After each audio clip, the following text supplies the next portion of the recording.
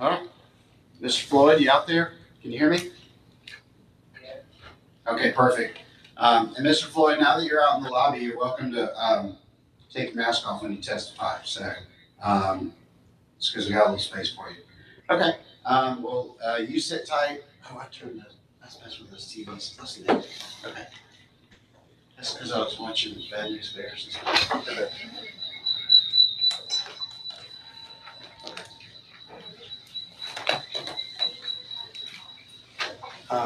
He needs to move to the other side because this audio is hitting his escape feed. He needs to move out to the windows. We've done this before. It's just.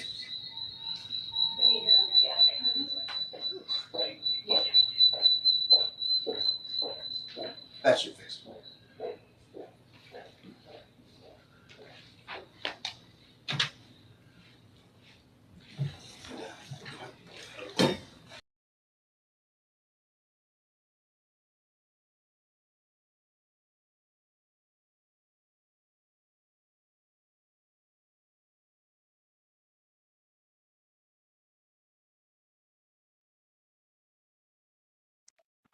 I think we're good now, Judge.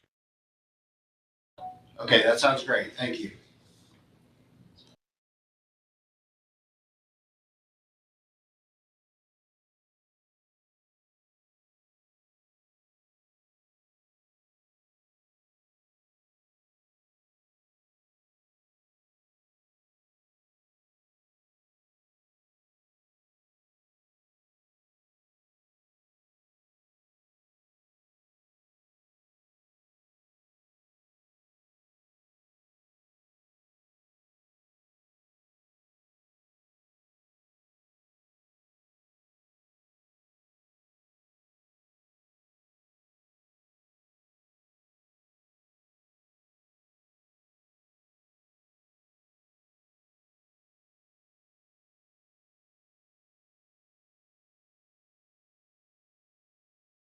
All right, everybody, let's come back to order. The court calls 22 SV 283 Michael Floyd versus Thurman and John Doe. We have the plaintiff out in the hallway. He was not feeling very well, so we got him logged in virtual and put him out in his own space where he's 6 feet from everybody. And he's up on the virtual feed. Mr. Floyd, if at any moment you need to speak with your attorneys as if you were sitting at the table with them, I want you to interrupt me and say, I need to speak with my attorneys. Will you do that for me? Yes, Your Honor. Okay, hold on. Talk a little bit. I'm going to turn the feed up. Tell me about the weather out there. Is that better? Much better. Okay. All right, we got that then. If anybody at any moment cannot see and hear to your own satisfaction, stop me. I used to just be a judge. Now I'm a video producer and a court administrator and all kinds of other stuff. And frankly, details get past me. So, all right, do y'all need any more housekeeping before we jump in? No. Will you be presenting? Yes. Okay. All right, so Mr. Floyd, if you'll just leave yourself muted unless you need to say something. Okay. Floor is yours. So, good morning, Your Honor. My name is Mercedes, and I represent Mike Floyd in this matter. And today we're here on plaintiff's petition for order apportioning and approving settlement. The petition stems from a 2020 motor vehicle collision between Mr. Floyd and the defendant Thurman. Mr. Floyd, he was not in fault in any way, but the collision sent him to the emergency room with complaints of headaches, pain in his neck, right hip, and lower back. Since then, Mr. Floyd, he's received extensive treatment of his back and shoulders, which includes multiple surgeries. Throughout this time, Mr. Floyd has suffered significant pain as well as emotional pain and suffering. The collision actually caused pain that will continue for the remainder of Mr. Floyd's life. He's incurred medical bills upward of $300,000, close to $400,000, and his primary insurance, United Healthcare, ultimately agreed to reach a settlement and pay a total of $100,000 to Mr. Floyd, and this exhausted all available coverage. The settlement was intended to compensate Mr. Floyd for permanent injuries and physical and mental pain and suffering, among other things that he sustained in this collision. United Healthcare is a Medicare Advantage organization, and Medicare Advantage organizations are governed by the Medicare Act. Medicare, they recognize the legitimacy of apportionment of liability payments to non-medical losses when the allocation is based on a court order that considers the merits of the case as well as Medicare's interests in liability recovery. So today, we believe that the evidence, which will be the testimony of Mike, as well as his daughter, Andrea Lunsford, will show that Mr. Floyd has suffered greatly and will continue to suffer in the future. So we're asking that of the $100,000 received, that the court find that 90% of that amount was intended to compensate Mr. Floyd for his significant non-economic damages, including pain and suffering, lost enjoyment of life, and his permanent impairments, and the 10% was intended to compensate him for medical bills. And at this time, I'd like to call Mr. Floyd. All right, and Mr. Floyd, were you able to hear all that? Yes, Your Honor. Okay, if you will swear your witness, and he may begin his testimony. Okay, Mike, could you raise your right hand?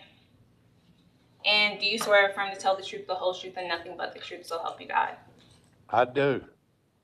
Okay. Can you state your name for the record? Andrew Michael Floyd. And what do you do for a living? I am now retired. Okay. Before you were retired, what did you do? I own 3 different companies here locally on the south side of Atlanta, a lawn care company, a maintenance company, which took care of approximately 500 homeowners associations and their maintenance needs, and also a construction company. Okay. And when did you retire? Not too long after the accident. Okay. Did the accident cause you to retire? Yes, it did. Okay. Are you married? Yes, I am. And what's your wife's name? Mulaney Henson Floyd, And how long have you and Mulaney been married? 34 years. Okay. And you and Mulaney have children. How many children do you have? We have 3. Okay.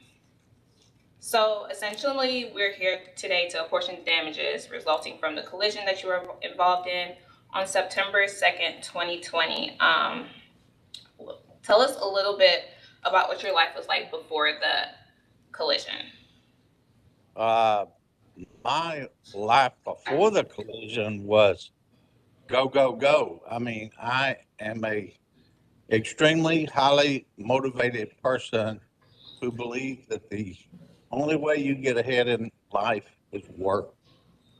My dad raised me to do that, and I have since done that myself and have since trained my daughter to do the same thing.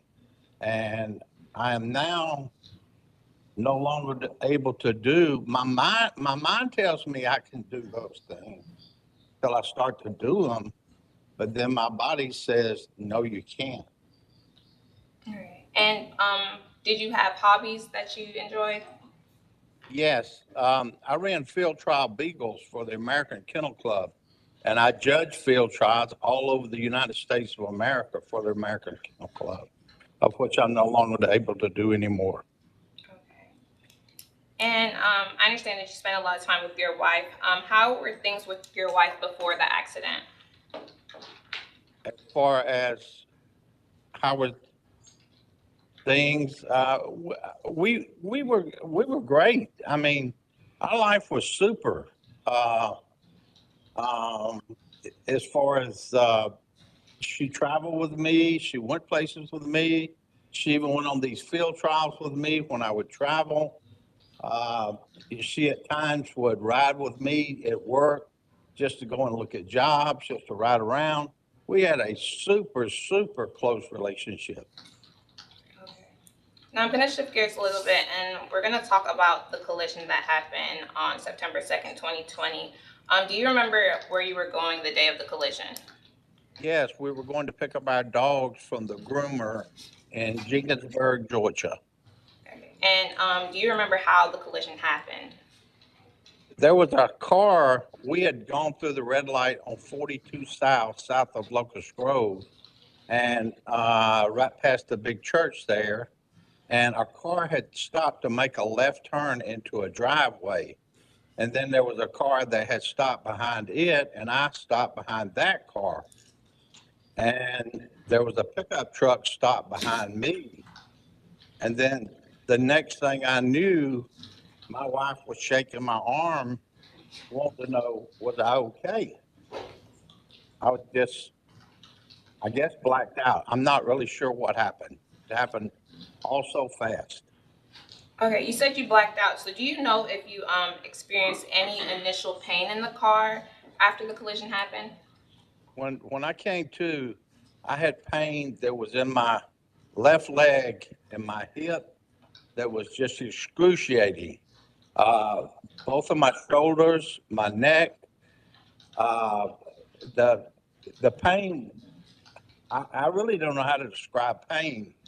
I don't think you can scale pain.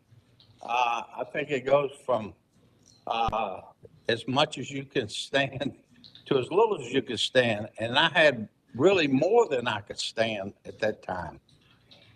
So you went to the hospital directly from the collision site? That I did. And do you know what they did for you in the hospital? Uh, I remember them.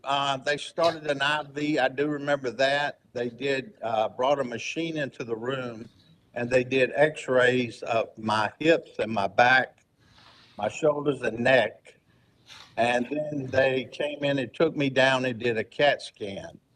And then they brought me back up to the emergency room area, and I asked where my wife was.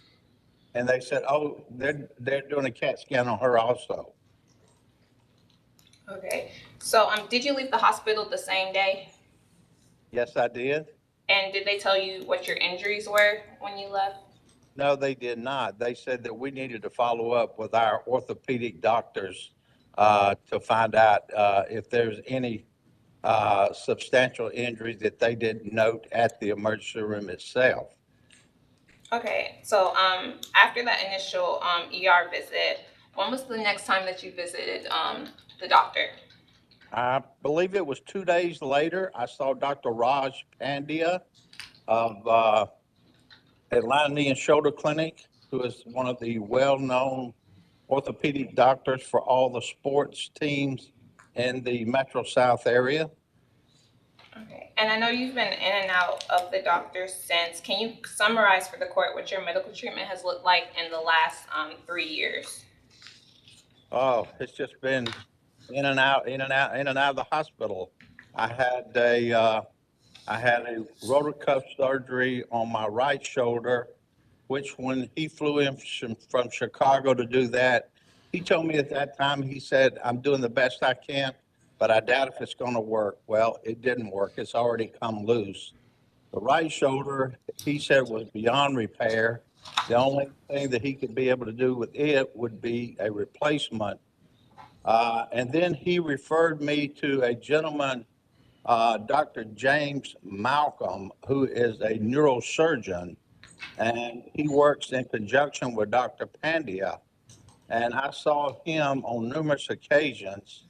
And the first thing that he did was a cervical surgery because from the impact of the accident, I had had one prior to that, about 30 years prior to, and they had put a uh, fusion in, a metal fusion, and it bent the metal fusion so bad that he had to take a saw and actually cut the fusion out of my neck, out of the cervical part of my neck, which alleviated a lot of the pain that I was suffering there. But then when he got to the back, we did numerous MRIs, and the first surgery was not very successful at all. And he was very dissatisfied with it that I was continuing to have radiating pain to my left leg and my hip area and my groin area.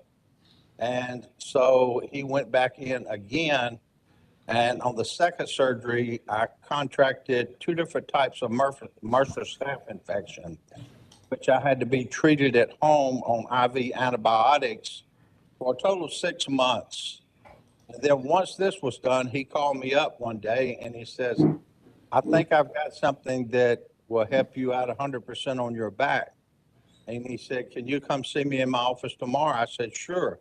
So I went to his office to see him. He said, look, I think the best thing that we can do for your back is we'll go in and we're going to stretch you, which means he's actually going to put the actual curvature back into my spine where it collapsed after the accident. And so they stretched me open and he put metal rods and attached those to each side of my spine so that my back is now rigid. I can no longer bend my back, only my hips. And he said, I can do everything but one thing. He says, Medicare will not pay for these artificial discs that I need to put in your back. But he says, if you'll give me just a second, I'll go in my office and make a phone call for you. So he went and called a friend of his who actually is involved in the manufacturing of those metal discs. And his friend donated those metal discs that were put back into my back during this surgery. He then went in and installed wire baskets and screws over the tops of the vertebrae to hold all of the disc in place so that they could never move. And he took and traced with a neurologist the individual nerves that go to my left leg and hip area. And he wrapped all those in body fat. And thank God the pain now is not as intense as it was, but I still deal with it daily. Okay, thank you for that. So how many surgeries in total have you undergone that resulted from the collision? 3, 4, 5 to Five date. surgeries. 5 surgeries to date, yes. Okay. And you mentioned surgeries on your shoulders. Will your shoulders ever be fully functioning? Not unless I have them replaced. And then there's not 100% guarantee, even with a full replacement. I've already saw uh, the doctors at Andrews Institute in Gulf Breeze, Florida, which are the best known orthopedics that I am aware of in the United States. Every orthopedist I have talked to has referred me directly to them for any type of a shoulder replacement. And right now, they're waiting to see how much deterioration I have in the actual joints themselves before they make a decision as to what they're going to do. Okay. And do you feel like your mental health has been affected throughout these 3 years? Say, yes. Uh, Phil, you were somebody, uh, and I am still somebody, but I'm not the same somebody I was. My mind tells me I can do anything until I go to do it. And then realize when I attempt to do something, I'm no longer able to do that.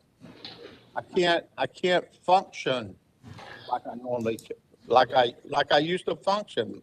My body just does not it just won't hold up any type of strenuous activities or anything. Okay.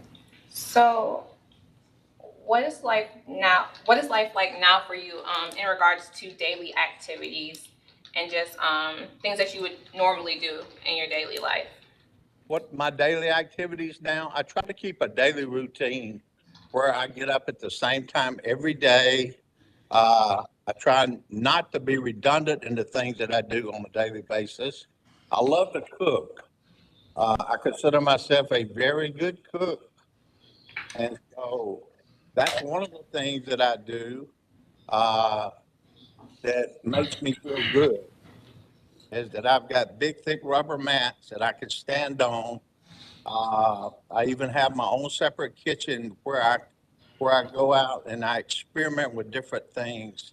And since I'm south on the Gulf now, I love to experiment with a lot of different types of seafoods, things that I've never been able to do before. And this gives me a sense of purpose uh, to be able to do things like this. Okay. Um, I know you said that the incident has caused you to retire from your businesses. Are you still involved with those businesses? I'm sorry, I did not hear the total question. You said that the collision caused you to retire. Are you Yes, still involved in your businesses? no, Okay. no. And then before you said that your hobbies were working with dogs and traveling, are you still able to enjoy those things? We travel to a certain extent, but it's nothing like what it used to be. At times, sometimes we would take maybe 6 or 8 cruises in a year or something. And we've had one in the past 3 years, I think, maybe at the most. But it's not, you don't get the same enjoyment from it. You can't do the same activities. You can't do the excursions because if you've got a bad back, bad neck, if you're expecting a baby, anything of this, you got to sign an exclusion form saying that, you know, you can't do that. So basically, when we do go somewhere now, we go and we just celebrate the scenery and the local. That's basically what we do. Okay.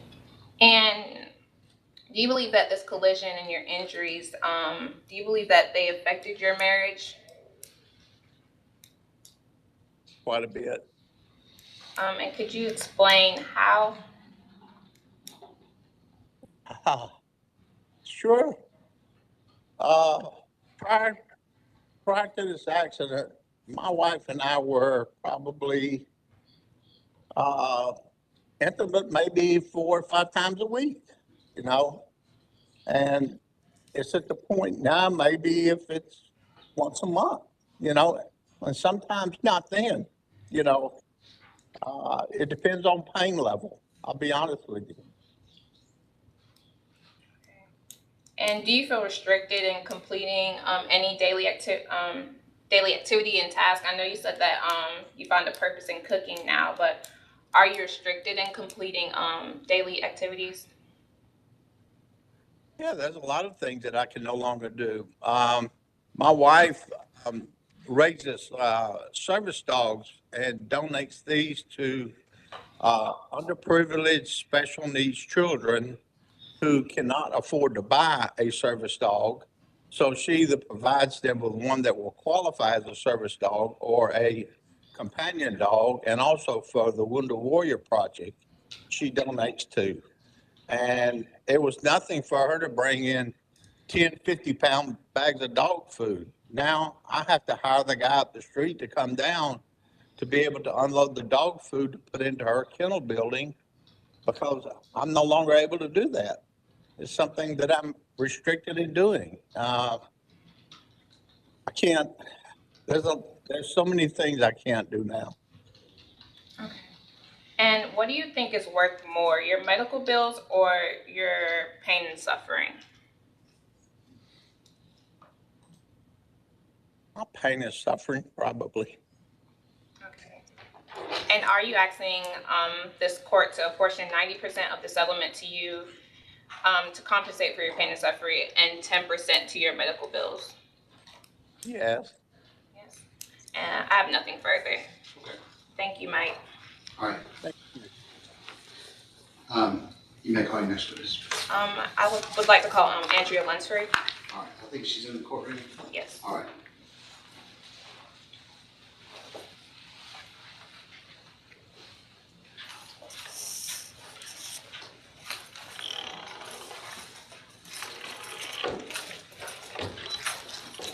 Judge, Mr. Floyd is still unmuted. If Mr. Floyd, if I can do it on this end. Mr. Floyd, I'm going to mute you now that your testimony is complete. So you're muted. The mic will move all around, so it gets really loud if you get close. So use the mic. What's yours? Okay, I'm gonna swear you in. Could you please raise your right hand? Do you swear or affirm to tell the truth, the whole truth, and nothing but the truth, so help you God? I do. Okay, you put your hand down. Can you state your name for the record? Andrea Floyd Solomon. Okay, and what's your relationship to Mike Floyd? That's my guy. Okay, and what do you do for a living? I currently run M. Floyd Enterprise, which is the main company that has the 3 companies in it that my dad was kind of telling you guys about. Okay, so after he retired, you I took everything took over. over. Okay, and what do you do on a daily basis with that? Oh man, there's never any telling. We're kind of a main scale enterprise, so we do anything from landscaping to concrete repairs, pine straw flowers, building structures, Christmas decor. It's like an all-in-one stop, so you name it, and we do it. And you're aware that your dad was in a collision on September 2nd, 2020? Yes, ma'am, I am. Okay, are you close with your dad? We are very close. Very close. And prior to the collision, what are some things that you all did as a family? Traveled together a lot. My parents have always enjoyed entertaining, so have all kinds of pool parties, or whenever we lived on a farm, so we were always working outside or building something new or moving the animals around, something like that. And has the family dynamic changed since the collision? Absolutely. And how? We were always a very on-the-go family. My dad's always kind of taken the position as a leader of the household. So it's kind of just been, he would say, okay, hey, we're going to go do this, and he would be a part of us doing this. To now it's kind of changed over to the fact of, hey, I would really like to have this done. Do you think you could come over and help with your mom? Or do you think you could come over and help, do this? He's not able to be as active in all the roles with us now as he was before. So do you all still enjoy these activities of traveling and hosting parties and things like that? The best we can. Have you noticed any changes in your dad since the collision, physically? Absolutely, physically. Business, that's really my main reason as to why I had to take a run in the company. My dad just can't do it physically. There's no way. Again, like I mentioned, some of the stuff that we do, I do believe in working side by side with all of my crews, just like my dad did. But it really, after the accident, got to the point where my dad physically was not capable of bending down and picking up a flat of flowers, or carrying a thing of concrete, over to the job where the guys are doing it. And it's embarrassing. So it got to the point where he would ride with me and say, hey, we really need to get this done. And I would have to get out, to the point where he would be so embarrassed and tired, I guess, of asking me, hey, can you make sure this gets done? Or hey, can you see if they're doing this? To kind of where it just was like me going and starting to have to do it on my own. And during this time, have you noticed any attitude changes, personality changes within your dad? Yeah.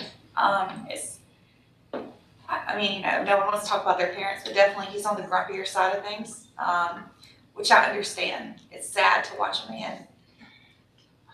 Sorry. It's sad to watch a man who you thought was Superman really not be able to do as much as he was able to do before. And do you think any amount of money could compensate for your dad's decrease in quality of life? No, ma'am, I don't. Okay.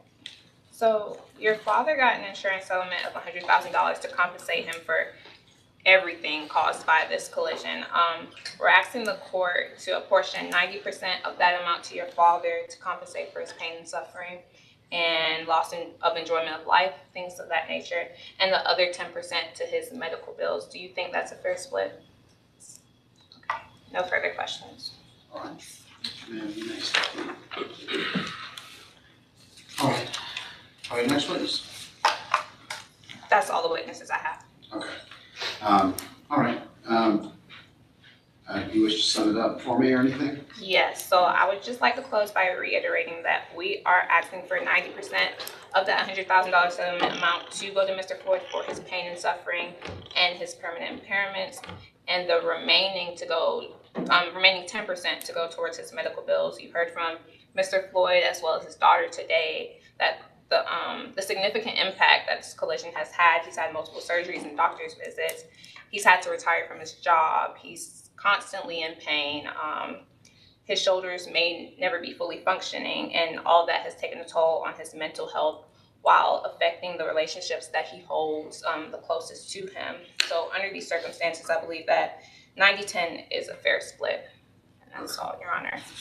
And can you all email us proposed order? If you have not done so already, you might have already done so. No? Okay. Yes, I could email it to you. I have a physical copy as well. Okay, I'd love the physical copy, but I'd love a Word version just in case I want to make it for my application. And if you'll email it to both myself and Mr. Hope. Okay. So, okay. The only other question I have is, I don't show anybody on anywhere in my system for the defense. I shouldn't have to worry about that anywhere, should I? I just thought there was somebody from Judge, Optum, something yeah, around. Optum is the essentially Medicare recovery company. Okay. They've been copied on correspondence. They were even copied on my email yesterday. Mercedes knows more about the case, but I don't think they've ever really responded. No, No. there's been no response. No, and I believe, I don't want to speak for them, but I believe that they're okay with the 90-10 split as well. Okay. Yeah. So, all right, perfect. Do y'all need anything else from us? No, Judge. That's all. All right. Well then, y'all are good. If you'll please email a Word version of this order to Mr. Hope and myself.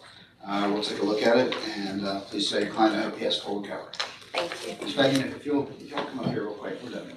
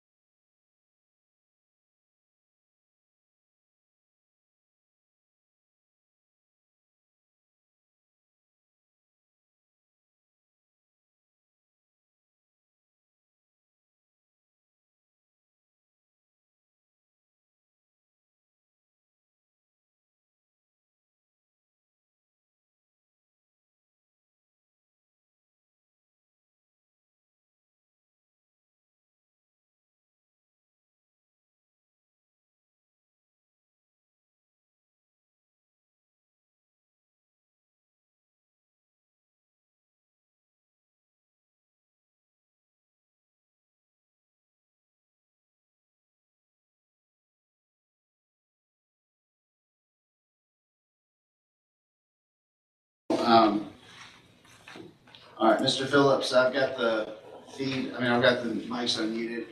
Y'all are welcome to sit or stand as we do this, as you prefer. There's no jury present, so I just want you to know that you don't have to stand, and if you would rather stay close to your notes and where you're at. All right, so let's just make sure we got everybody correct here. So, so for the plaintiff, you're over. Nope, I think I mixed that. Yeah. I'm okay. defendant, Yeah, sorry. I was about to say, y'all are at the, it's okay, y'all stay where you're at, but I have y'all at the wrong table, so, because the plaintiff usually sits closer, so it's okay, we're gonna stick with it. Mr. Broadnax, correct. Okay, that's what, the big pause you heard was, I was looking at Sean Broadnax, and I knew that wasn't you, so. All right, and what was your name again? Brandon Randall. Brandon Randall, all right. It's very nice to meet you. Welcome to Spalding County State Court, and Mr. Phillips is virtual.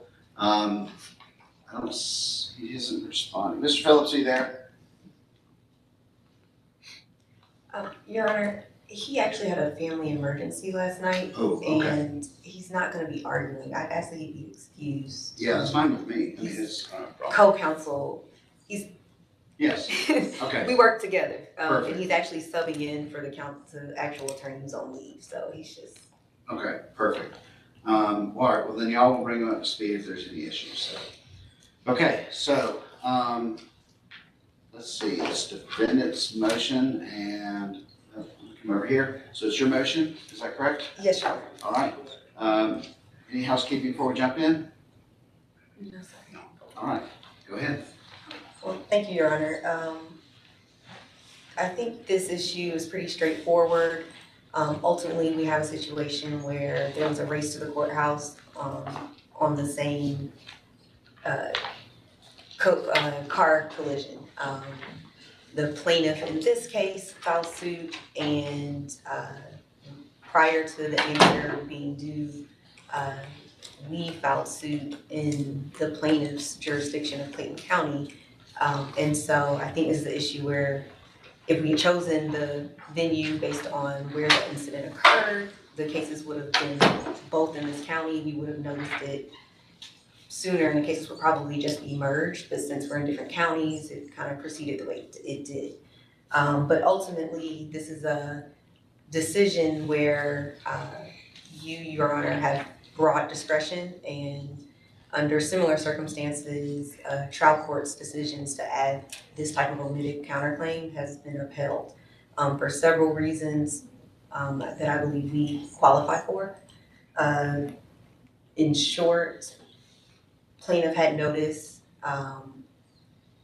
Not only did we immediately notify them as soon as we realized there were 2 complaints, we sent that to the insurance company. We notified the plaintiff's current counsel, and attempted to, resolve the matter at that time. But also, even in the answer that was filed in this case, given the facts and the defenses that were presented, it's clear that these 2 cases are intertwined in such a way that plaintiff had to have anticipated that this would have been a counterclaim that should have been pursued, and especially because of the fact pattern and how the collision occurred, but also just the notice that was provided and the defenses that were raised. In addition to that, Your Honor,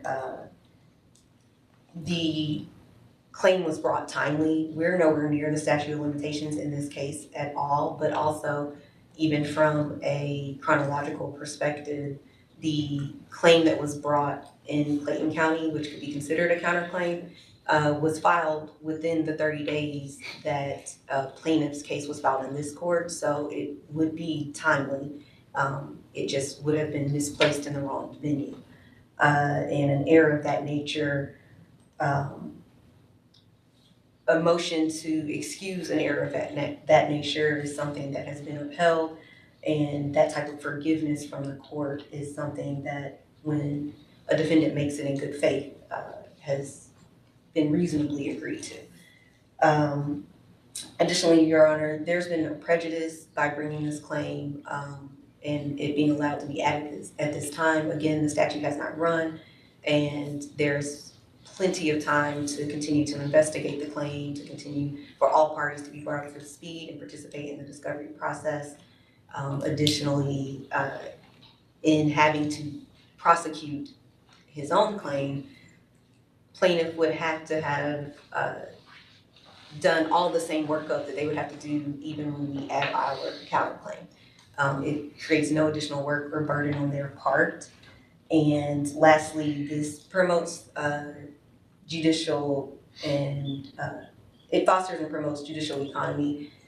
If we're able to merge these claims by motion of adding an omitted counterclaim, then it provides the opportunity for us to dismiss the action in Clayton without further interference from the court and without further briefing from any of the parties and without further delay of either cases, because if we are forced to, pursue an alternative route to getting the two cases merged, it would delay this case further or force depositions to be taken over again and create more expenses and, require more time and for all parties involved. So ultimately, Your Honor, we think, to be frank, it just makes sense and it's also judicially sound, and so we ask for you to rule in our favor. Okay. All right, Mr. Broadnack, the floor is yours. Yes, Your Honor, just briefly, it's set out in the plaintiff's briefs.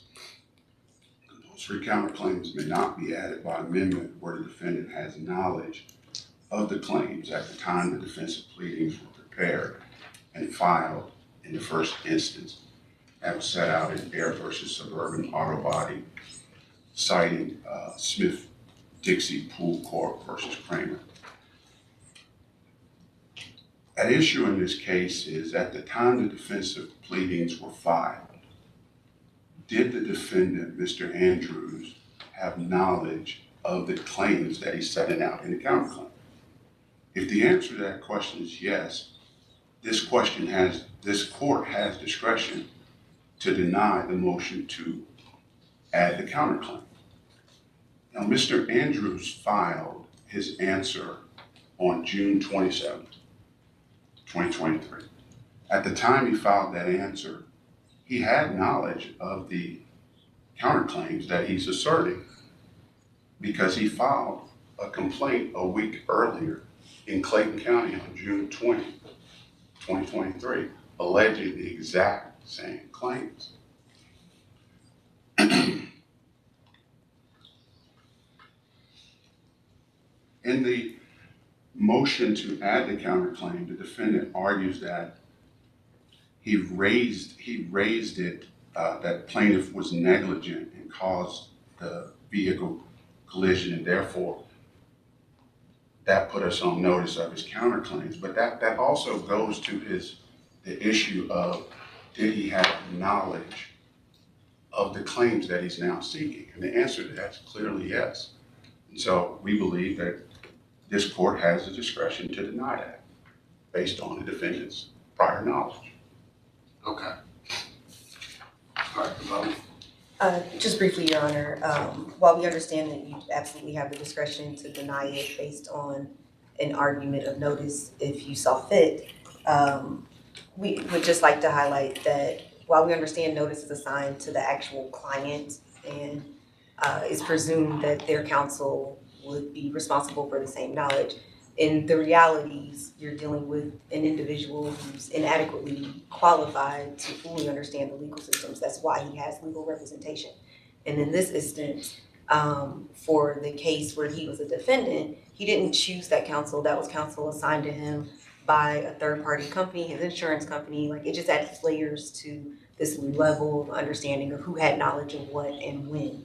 And again, because it's not required that you deny this type of motion based on knowledge, we would ask that the court use its broad discretion and allow the type of forgiveness if you saw that notice standard should be applied. And lastly, Your Honor, I would just say that if not allowed to add his counterclaim, there's a potential that his ability to pursue that claim would be forever barred. And in the sense of, justice, it seems unusually or unnecessarily harsh for someone who, in good faith, did not try to, circumvent the court, didn't try to change judges. They simply tried to pursue their claim, and there was a misstep in terms of the number of parties now involved in terms of counsel based on the unique circumstances in this case. We do think plaintiff had notice, and if we're going to assign knowledge directly to the client, as well as notice based on their representatives, then we should also look at the fact that my client and our office sent a demand and a claim to the insurance company long before this plaintiff filed suit. My client also, notified the insurance company as soon as they were aware of the multiple claims. And we also made every effort to notify all involved parties of the mishap and to get it corrected as soon as possible, which is also one of the other standards. And so we feel that based on those circumstances and plaintiff's efforts, we ask the court to rule in our favor. So if I were to, let me just make sure I understand the current procedural posture fully. So you've got this case here, and I'm gonna call this one Stokes v. Andrews, and there's in Clayton County at this exact moment, Andrews v. Stokes. Yes. And they're identical in everything except the names at the top. So it's the same, this counterclaim is that complaint, and then there's an opposite counterclaim. Is there a counterclaim? No. Okay, No, they answered and filed a motion to dismiss based on the fact that there were multiple okay, suits. that's what I was And missing. that case is now currently stayed pending the decision of this court. So it's, Who has that case up there? And Your Honor, Lindsay Phillips with Swift Curry is defending Mr. Stokes on that other case. And You're so welcome to sit at council. Okay. she's not appearing in this case Yeah, because you she's haven't, welcome to sit at council. you haven't ruled on it, and so she's not in, but Okay. So, I didn't realize you were out there, so we've Oh, got, that's okay. our tables are big enough for everybody, so. Okay. Yes, All right, so you're here, so Mr. Brown, you're obviously the plaintiff being Stokes' attorney here, and then give me your name one more time, I'm so sorry. Phillips. Lindsay Phillips. And so you're not here on this case officially, but you are the counsel for Mr. Stokes as the defendant in Clayton. That's correct. Which judge has that case in Clayton? Do you know offhand? I'm putting you on the spot. I do not. How about this, when you find that, will you just pass that along? Okay. Okay. All right, I'm gonna ask Mr. Hope a quick question and then we'll circle back.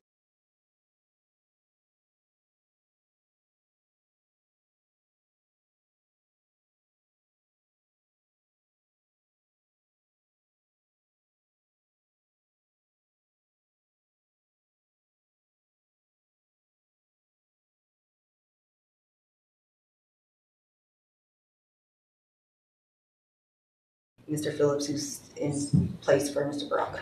Okay, these always get complicated. So, the verdict forms are so much fun to create, so I've had several of these, so, because you have to call them the counterclaim plaintiff and anyway. Okay, and so y'all would rather the defense here, I'm not do defense and plaintiff since we've got that being an issue. So Andrews here would rather bring both cases to Spalding. Correct. Is there this same motion pending in Clayton to bring both cases to Clayton? No? No, the motion in Clayton is to dismiss. I requested, in lieu of answering, I requested a stay so that we could see what happened here. Okay, that's fine. I'm just trying to wrap my brain around the procedural posture. So Mr. Hope was a staff attorney in Clayton, so he can help me understand it better too.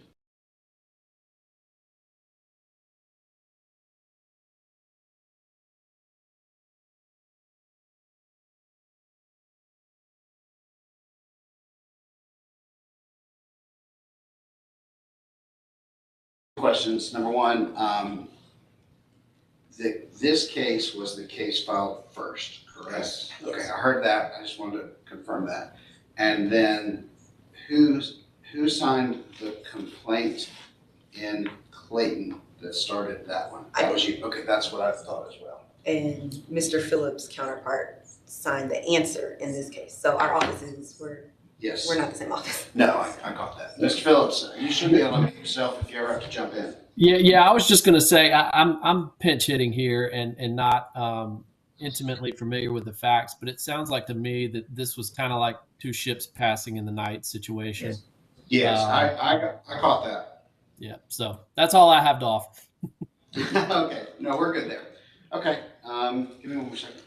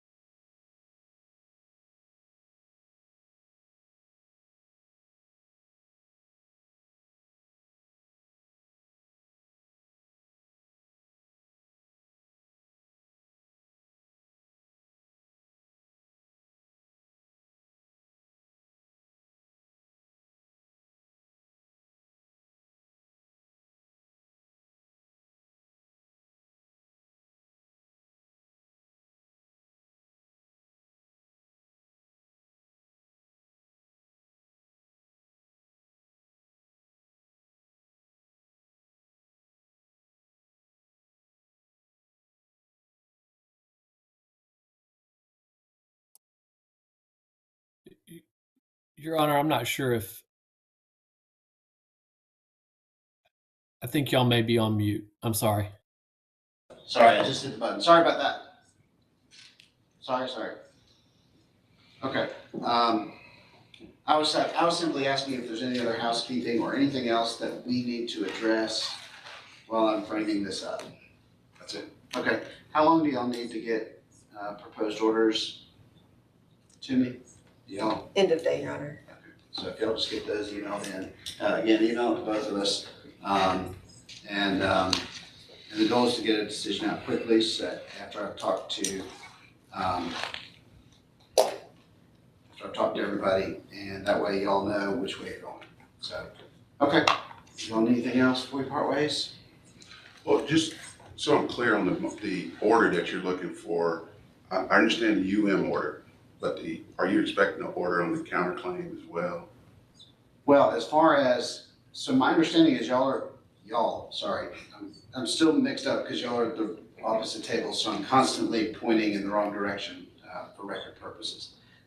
So as far as defense is asking to bring both cases under one roof down here in Spalding, my understanding of what we were just discussing was that there was no opposition on the John Doe, and so I would be issuing two orders, one bringing both cases under one roof and under one case number here. And then we would cross the rest of the bridges later, as far as discovery and all that. Did that answer your question? I don't think I'm quite understanding what your question is. Yeah, so we're gonna have two proposed orders, basically. Because that would depend on how you're gonna rule on this counter. Oh, I see what you're saying. Yeah. But it's two stages. Why don't we do this? We've got good email addresses with y'all. Let Mr. Hope and I sit here and let me get my cork board out and my pens and my string and start doing that thing that you do where you try to figure out something that's really complicated. And once we kind of get our brains wrapped around the path of least resistance through there, then we'll reach out and say, but I can tell you the goal is to move this along, is to get a decision out there so that y'all have answers. And I believe that I've got a half-baked idea of how to work my way through this, but I just want to talk to him at length. And frankly, he's probably already understood the whole thing. He's just being very nice and sitting quietly. So, okay. So y'all sit tight. Don't give us proposed orders. Let us talk first and then reach out. Thank you. All right. Thank you. And do y'all have good email addresses for them? Okay. All right. Thanks, y'all. Like I said, I get where you're at, and we're going to get you a decision quickly so that y'all can know which way to go. Thank you, sir. Thank you, Your Hi, Honor. y'all. Thank you. Thank you, Your Honor. Thank you for the accommodation of letting us appear virtually. Oh, you're very welcome. We are very proud of our virtual abilities. We always want to make certain that folks can interact with us from where they're at. So, all right. Well, thank you. Thank you. Let's take a just a quick break. So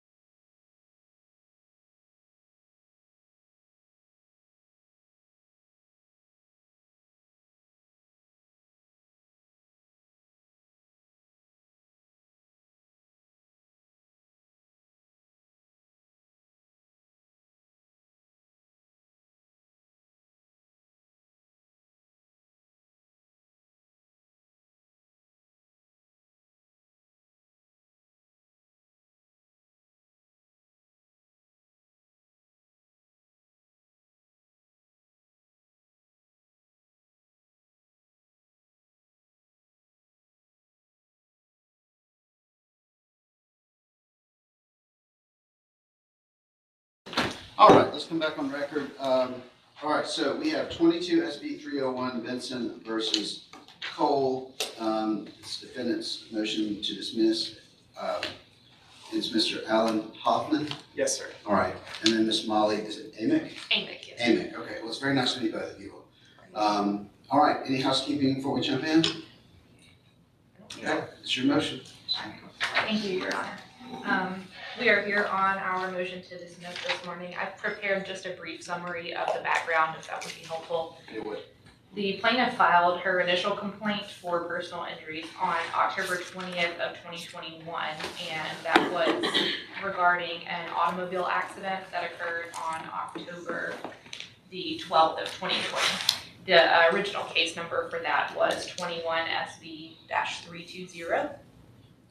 And on July 29th of 2022, the court dismissed plaintiff's complaint sua sponte for failure to perfect service on the defendant. The instant complaint was then filed on October 10th of 2022. And our motion rests on two grounds. First, we believe the complaint should be dismissed for lack of personal jurisdiction because Mr. Cole still has not been served with the summons and complaint.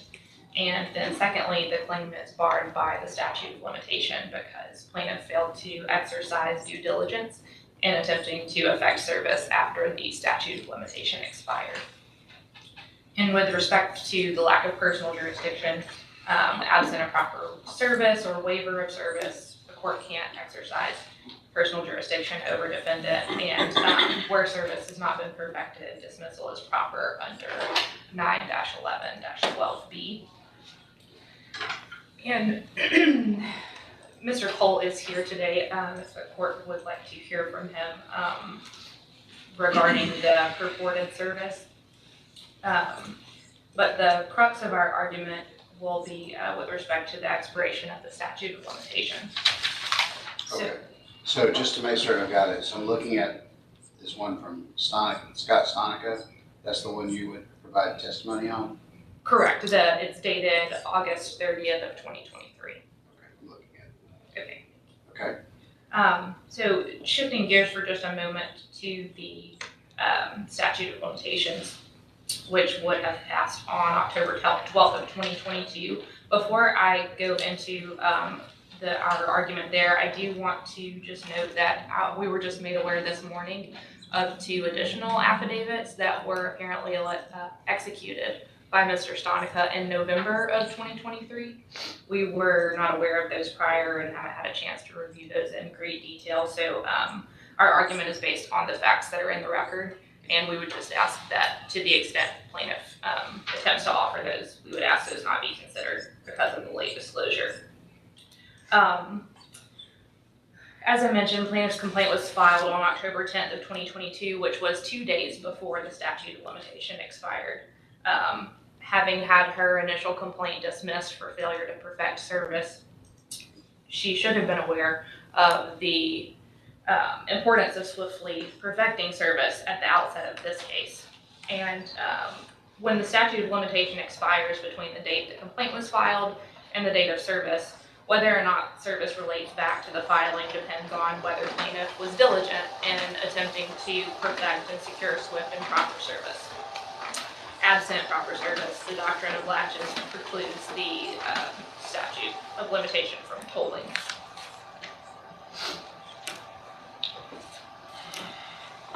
And as I mentioned, as we sit here today, more than 14 months since the statute of limitation expired, Mr. Cole still has not been served with the complaint.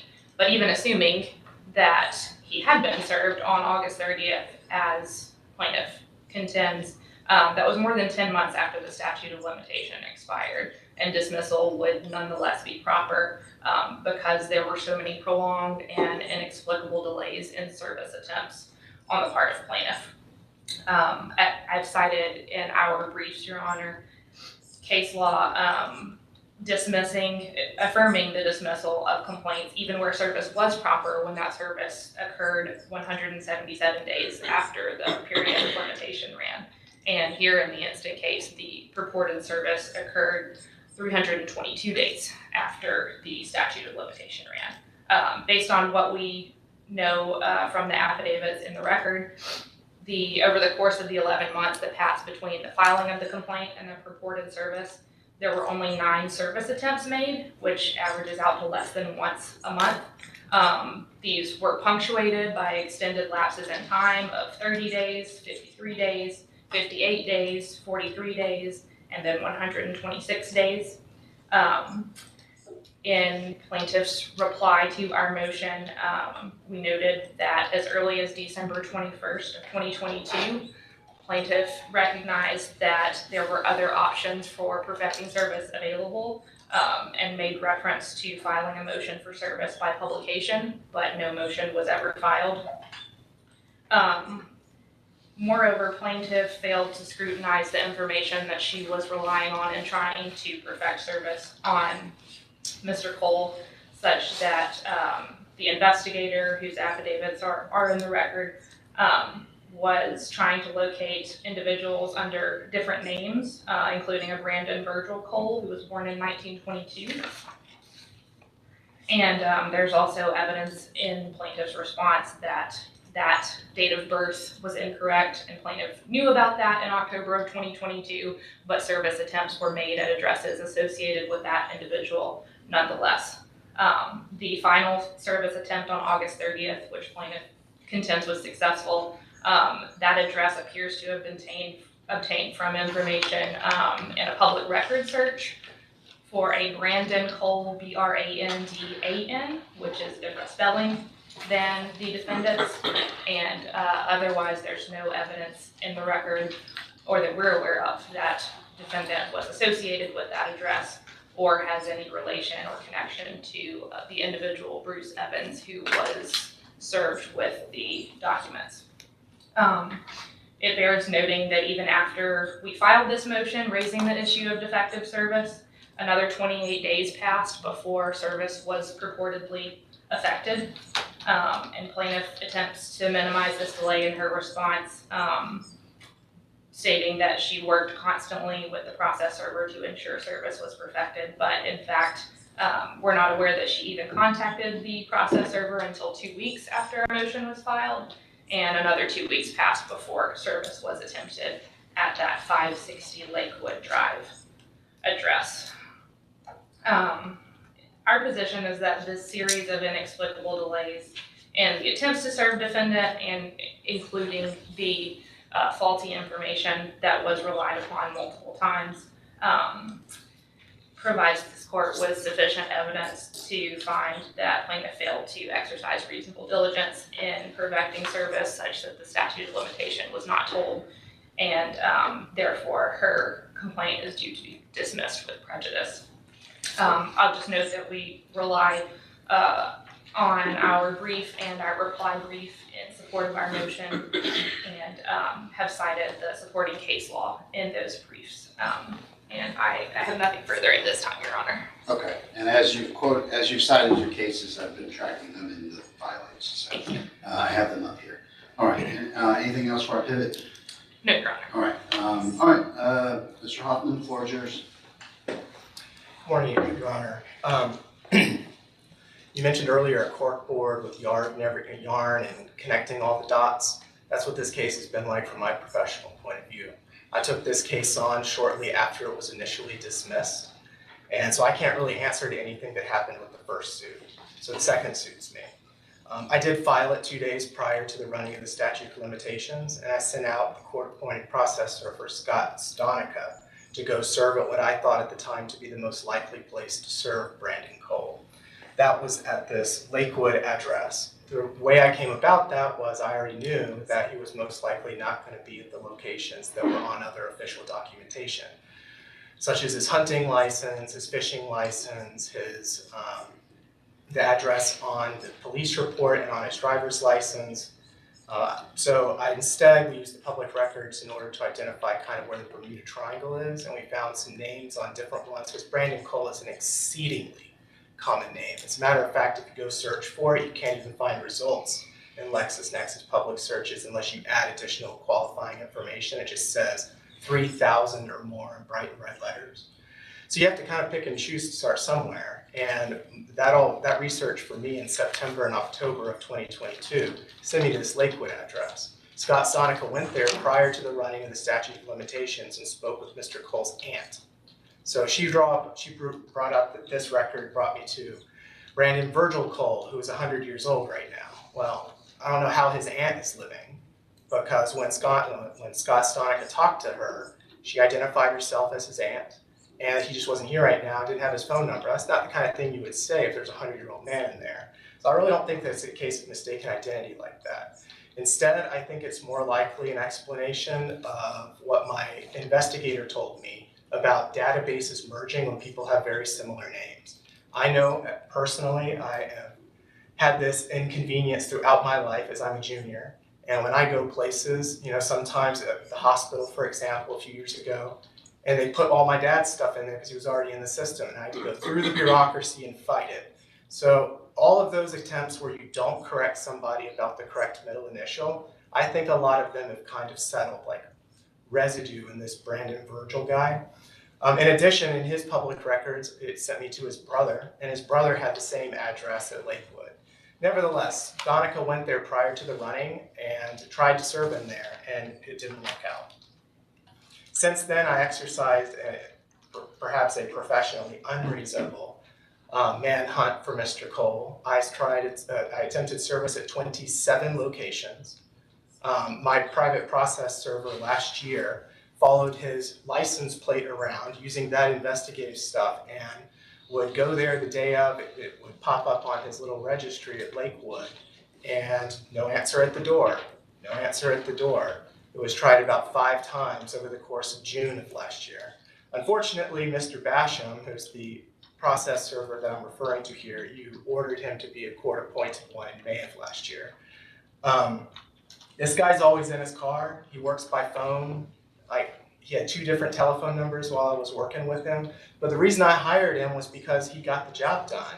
I was told he hides in bushes and jumps out at people, pretends like he's a pizza man. That's the kind of solution I needed to get this guy served. And that service happened on August 30th of last year. I became aware of the service defense on August 2nd, about 28 days earlier, when she filed her motion to dismiss this case. At that point, I did everything I could to get in touch with Scott Basham, telling him, get that service, perfect that service. You need to get him at Lakewood. And I have all these conversations on the telephone, so I can't really include them in my affidavit because I can't support it with any documentation. However, he did ultimately succeed, and since then, my disagreements with Mr. Basham continued when he sent me a 4-figure bill for that. So over the course of September and October, I wrestled with him to cause him to prove his bill to me, because I was hoping that an affidavit of due diligence might save his case. Because these 2 affidavits, one of them for Brandon Lee Cole, and the other one for Brandon Virgil Cole, both explain all the places where they've been spotted and all of his attempts to serve Mr. Cole. It also includes their criminal history. Both of them were in and out of the courts.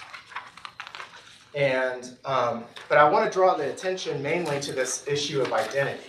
On the police report, it says that he lives on Jackson Road. I'd never seen it until I came down to the courtroom today, but I actually drove by this place. And in the suit that the attorney before me had, she had the sheriff try to serve him there. And for some reason, the sheriff called him on the telephone and conversed with the defendant, and he said he doesn't live there or something along those lines. In my opinion, that gives him notice. That gives him notice that the lawsuit exists. Later, his aunt spoke with my process server. About 2 months after that, my process server spoke with his brother, who said he was just out, and he would give him the process server's card so that he could return the call, which of course never happened. I tracked down his license plate at his sister's house. We sent a sheriff over there, no est, every single time. It's almost like he knew I was coming for him. So when it comes to what happened after the statute of limitations and now, it's my understanding that it's a reasonable due diligence standard, that I have to have reasons to do what I'm doing. and my affidavit, and I'm here today to speak to any of those questions that the court may have. Once she files the motion to dismiss, I understand that my standard increased to exercise the greatest due diligence possible. But when I prepared for this to come today, all I had to work on was the motion to dismiss and the reply, which includes no affirmative evidence that disputes my evidence of service on August 30th.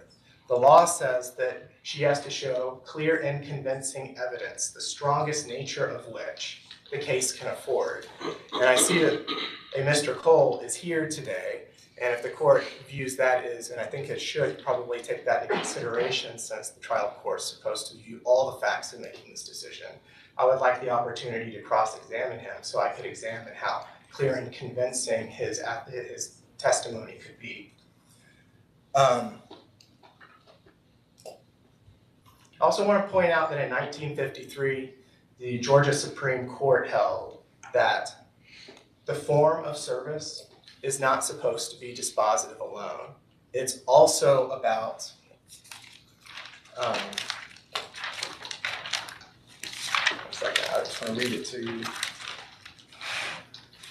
The law requires service not simply for form or as a snare to entrap litigants or to prevent the adjudication of a legal controversy, which I argue is happening right here.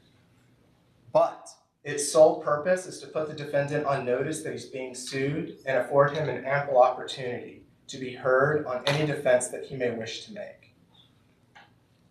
That's all my client's asking for here is an adjudication on the merits. There's service on Cole. There's not any affirmative evidence to disprove that. And for those reasons, and for my affidavits and my own and the two of Scott Basham, I think show that I exercised a reasonable due diligence in trying to get him served over those months. And I exerted the greatest possible due diligence that I could once I was aware of the service issue. And for these reasons, I ask the court to deny their motion. Okay. All right. Any evidence you wish to present? I don't have any evidence to present. I would like to respond briefly. Okay. I just want to again state that the new affidavits referenced by Attorney Hoffman were just presented this morning, and I have not had a chance to review those in detail, but in glancing at them, it looked like the latest date attempt was in June of 2023, so that would still be 2 months approximately before the purported service. I believe Mr. Hoffman also referred to 27 locations, and I want to say that may have been attempts he was referring to. I just wanted to clarify that for the record. But regarding the initial suit and the affidavit that was of non-service that was filed in that initial suit involving a phone call, that affidavit, which I have a copy if the court would like one. I have it here. Okay, thank you. The sheriff stated he advised via phone call that he does not live at this address. It doesn't state that the sheriff's deputy visited that address or attempted service, or I'm not even sure if it's clear who the sheriff spoke with in that phone call. The remaining affidavits that have been filed in this case are similarly lacking in detail. We don't know who this aunt is that was spoken to, how that person is connected to Mr. Cole, and we heard a lot of detail about public records searches and databases, which I don't dispute. I'm sure we're all familiar with the trials presented by public record search, but that's by no means the only method of locating someone. And I just want to point out that it is the plaintiff's burden to locate the defendant and ensure that service is perfected, because service has been described as the bedrock of service and notice have been described as the bedrock of due process. And while I hear that it should not be a stumbling block, the Supreme Court held in 1981 that service is not dispensed by the mere fact that the defendant may learn of or have actual knowledge of the filing of the action. That doesn't relieve the plaintiff of the the burden of perfecting service.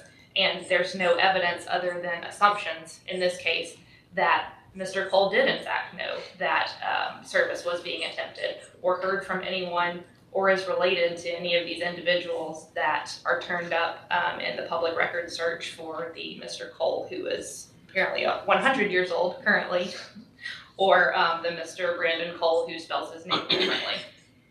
So for those reasons, and I just one more thing I wanted to add is that the plaintiff did select Mr. Basham specifically and made a motion for the court to appoint Mr. Basham as the special process server.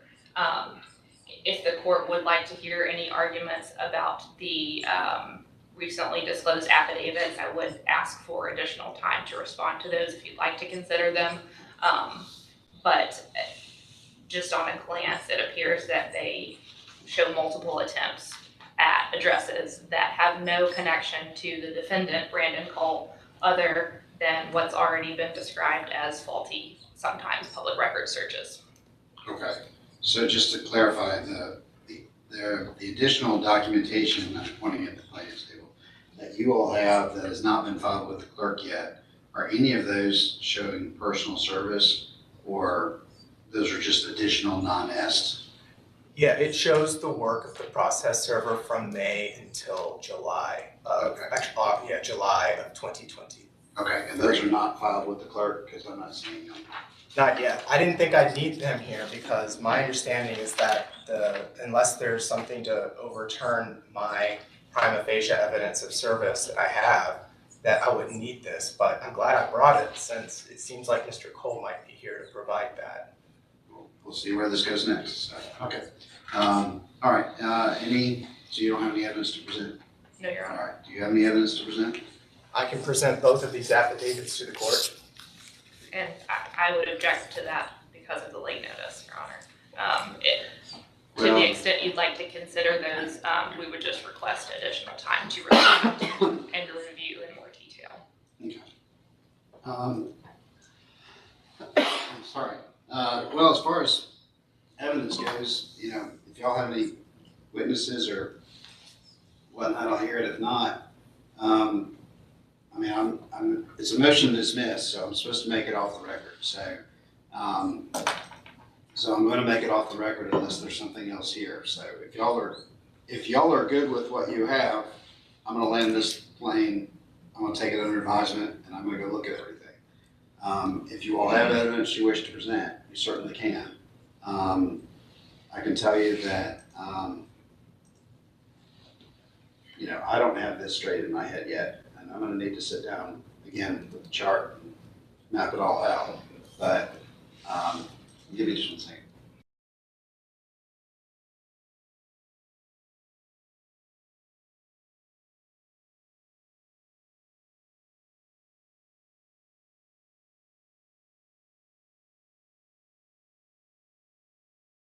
Could you dig in on the affidavit of service, I think it's dated August 31st or August 30th? Yeah, I think you're referring to my exhibit. I'm referring to the affidavit of service in the record. Yeah. August 31st, 2020. Yeah. So I believe you're referring to this document. This is a document that served Bruce Evans, a person of suitable age and discretion who resides with Brandon Cole. That's what was told to my process server, and that's why he left the settlement, the suit package at that residence. And you stand by that? Yes, As valid service? I do. Okay. Like I said, I'm taking this under advisement. And the evidence that it's not valid service is the argument that you presented today? I would like to call Mr. Cole briefly, if that's okay, Your Honor. I think that's. Yeah. I think that's.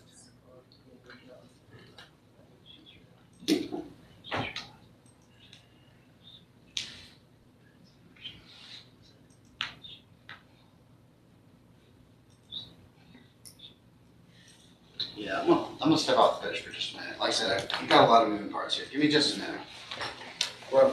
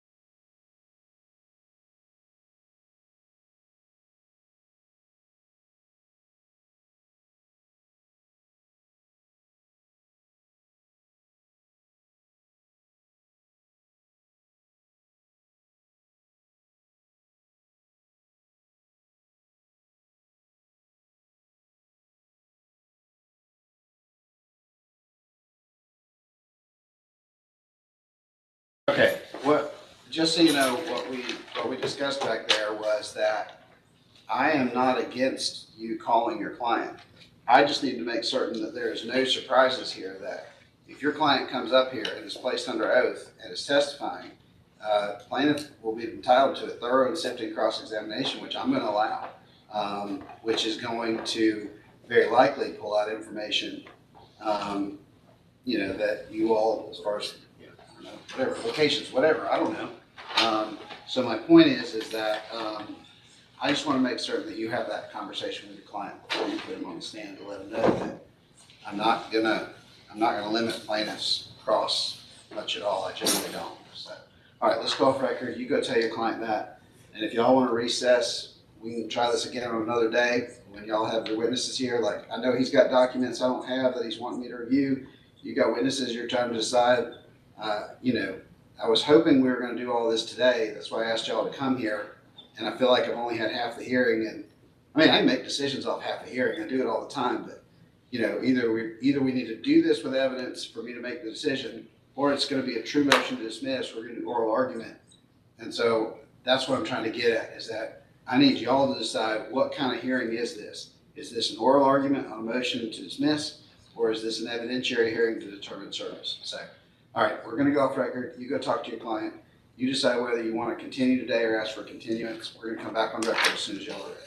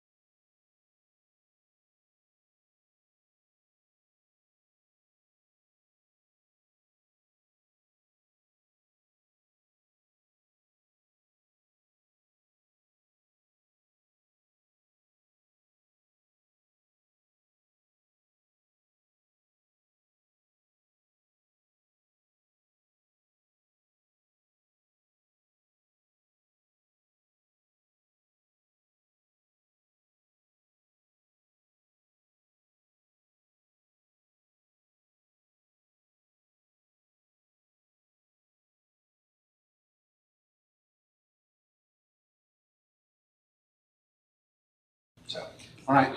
See y'all Thank you, then. Your Honor. Like I said, you're not gonna get a notice, that's it. So don't do what I do and forget to write it down and then forget to tell your staff and then forget about the hearing and then have the judge call you and say, where are you? I remember doing that once or twice in private practice. It was always a very scary moment. Stay warm this weekend. Yes. All right, next one up.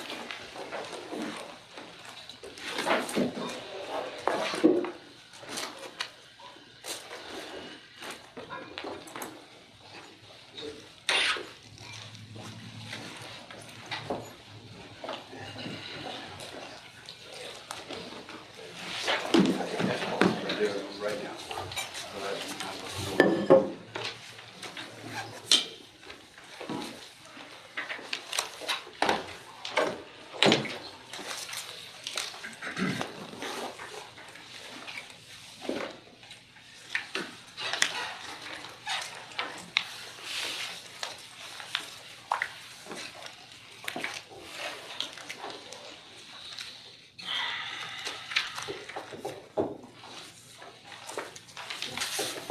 Okay, y'all ready? You guys ready?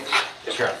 So, let's go on record. This is the last case of the morning, 23 SB 297, Joanna Sexton versus Spalding County, Thomas Enberger, City of Orchard Hill, and Kenneth Spradlin.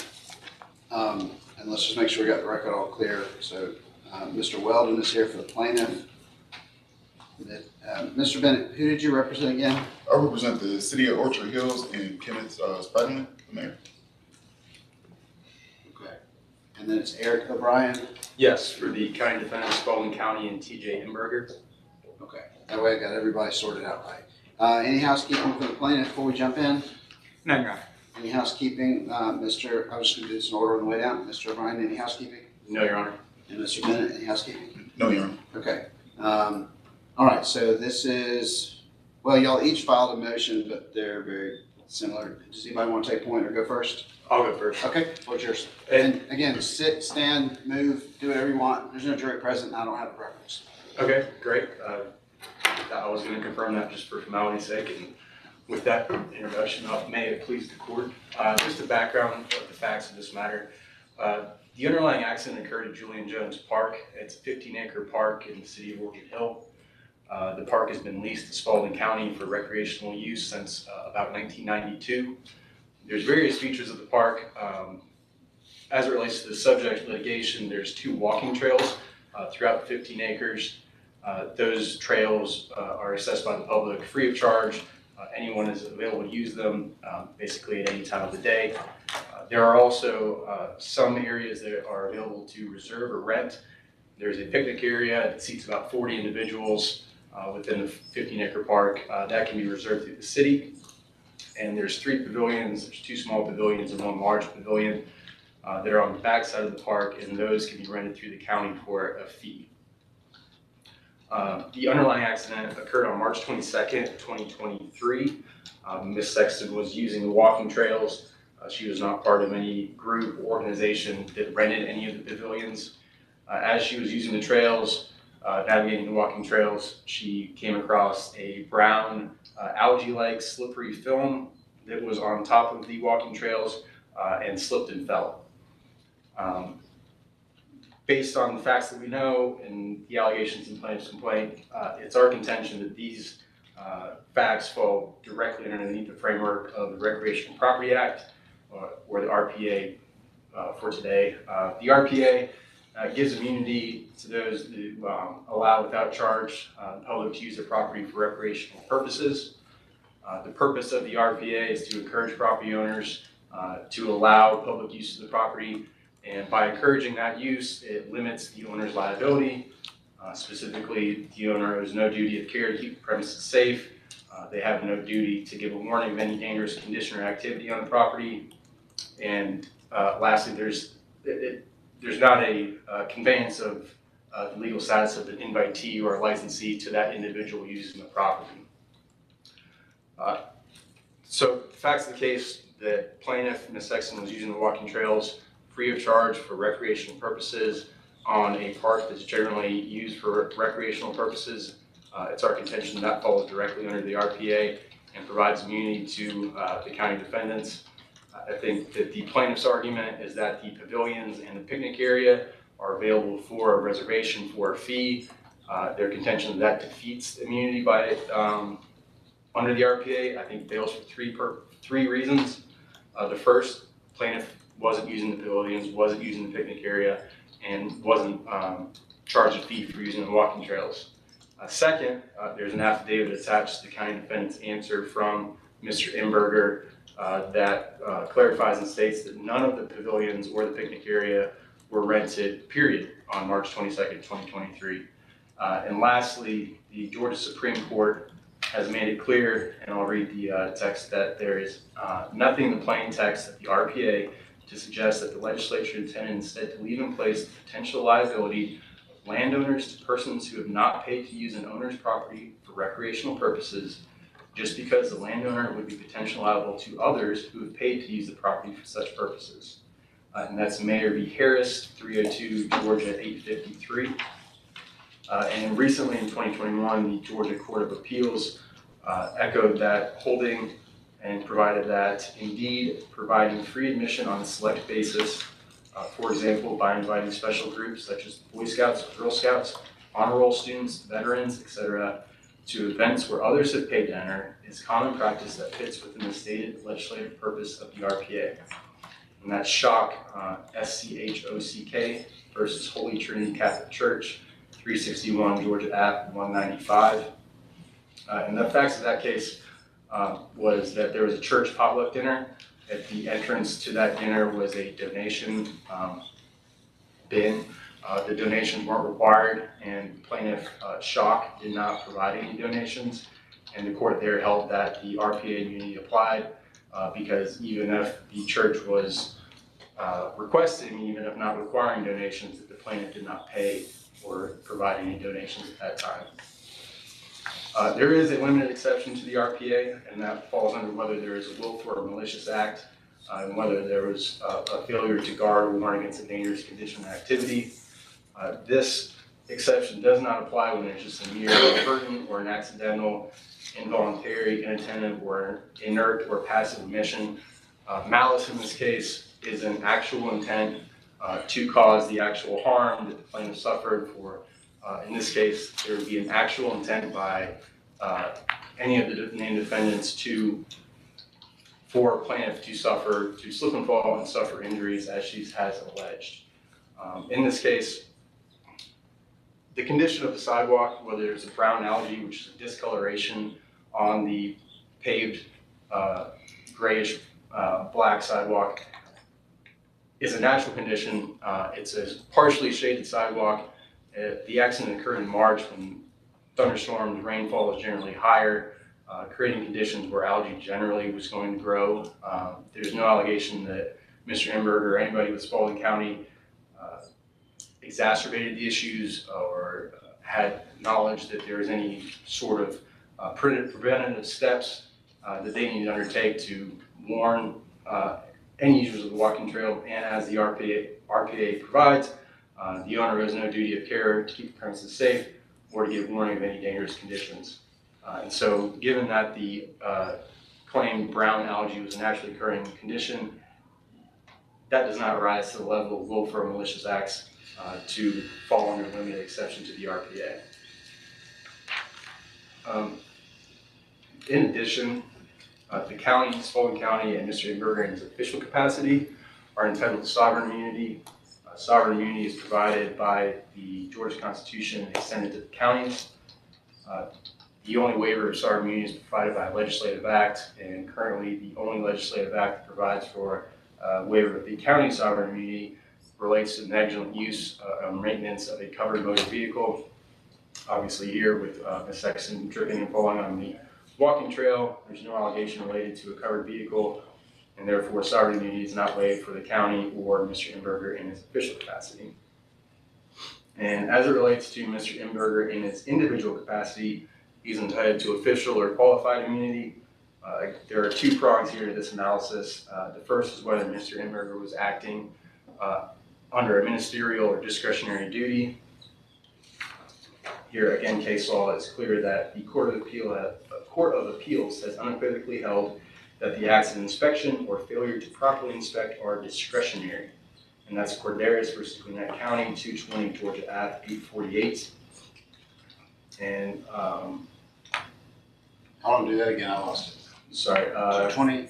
220 Georgia Ave, 848.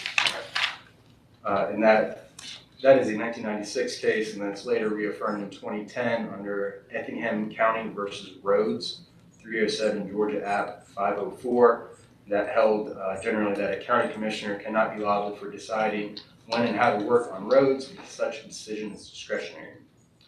So given that the active inspection of the walking trails is discretionary, the second prong of the qualified and official immunity analysis is whether, again, Mr. Imberger acted with a willful indifference or a malicious act in undertaking those discretionary acts. And as stated under the RPA analysis, the brown algae was a naturally occurring substance. It wasn't man-made. There wasn't an obstacle or barrier created by Mr. Imberger or any other county employee. It's simply a substance that occurred due to the time of the year, given that the park is partially shaded. The algae was a discoloration on the walking trail, which should have been open and obvious to Ms. Sexton as she was using the trails. Her allegations, she didn't see it prior to the fall, but she has also alleged that after the fall, the condition was obvious to her. So had Ms. Sexton been exercising ordinary care for her safety, she would have seen the substance and the condition of the sidewalk, and due to that, it cannot fall under the malice or willful conduct to defeat either RPA immunity or qualified immunity. And the county defendants respectfully request that the court grant their motion to dismiss. Okay. Before I pivot over, I'll just go ahead and hear the rest. If there's anything additional from Mr. Bennett. Your Honor, to save the court's time, we echo everything that the county states. The only thing that is slightly different is the city's sovereign immunity argument is different than what the county has. They're not identical.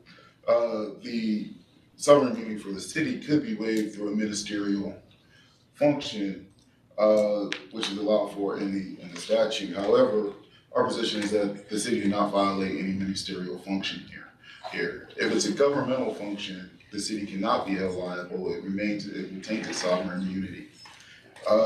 Courts have, and we have cited in our brief, the Stanford case, 357 Georgia Ave, at page 100 in that particular case. Activities that are undertaken for the public benefit rather than revenue production are governmental functions. The park that was being provided was not a revenue producing activity. Therefore, the maintenance, any kind of activity that was done would have been just part of their governmental duties and not a ministerial act for as a waiver of sovereign immunity. With that being said, we also disagree. The plaintiffs also tried to say that there was a nuisance exception to sovereign immunity. We do not agree with their interpretation of Gatto versus City of Statesboro, which is 353 Georgia Ave 178. It's a 2019 case. And that is, the nuisance exception is not really a true exception. Sovereign immunity can only be waived by the General Assembly. They did not state there's an exception to sovereign immunity for nuisance claims. And really what the law stated about a nuisance action is that it arose out of the taking clause of the Constitution. In this particular case, we're dealing with a personal injury and not a takings whatsoever. So really the nuisance exception does not exist. You really have to go through what the statute states, which is whether or not the city violated a ministerial function or was performing a ministerial function negligently for which they could potentially be held liable. Again, just piggybacking off of what was already said in the RPA that was already discussed, there was no duty here imposed on the city because they were not charging an admission. So without a duty for them to be able to try to get a waiver of sovereign immunity, we do believe that the city still retains it at this time. Okay. All right, and I'm tracking the differences there, so. Okay, anything else before I pivot to Mr. Weldon? No, Your Honor. All right, Mr. Weldon, you may respond in any order that you see fit. Sure. I've got some case law and just bring out some of the stuff that we're citing here. All right, you may move about freely. Thank you, Judge. All right, Alex, anything like that for you? So I'll just start with a sovereign immunity argument.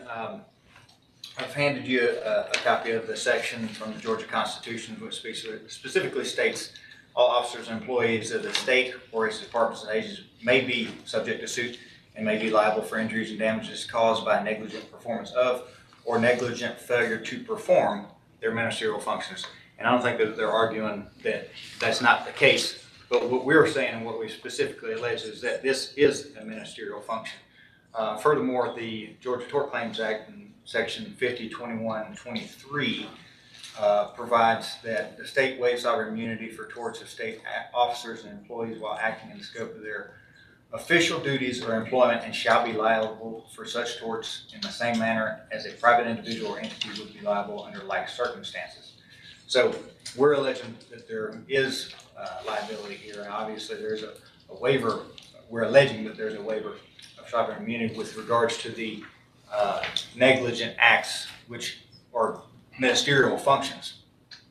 We've alleged that Emberger, who is the responsible for the parks in Spalding County, was acting within the course and scope of his duties when he or someone under his discretion or control caused the hazardous condition that existed in this case, or failed to perform a follow-up on that same thing. Now, there's case law that specifically addresses those issues.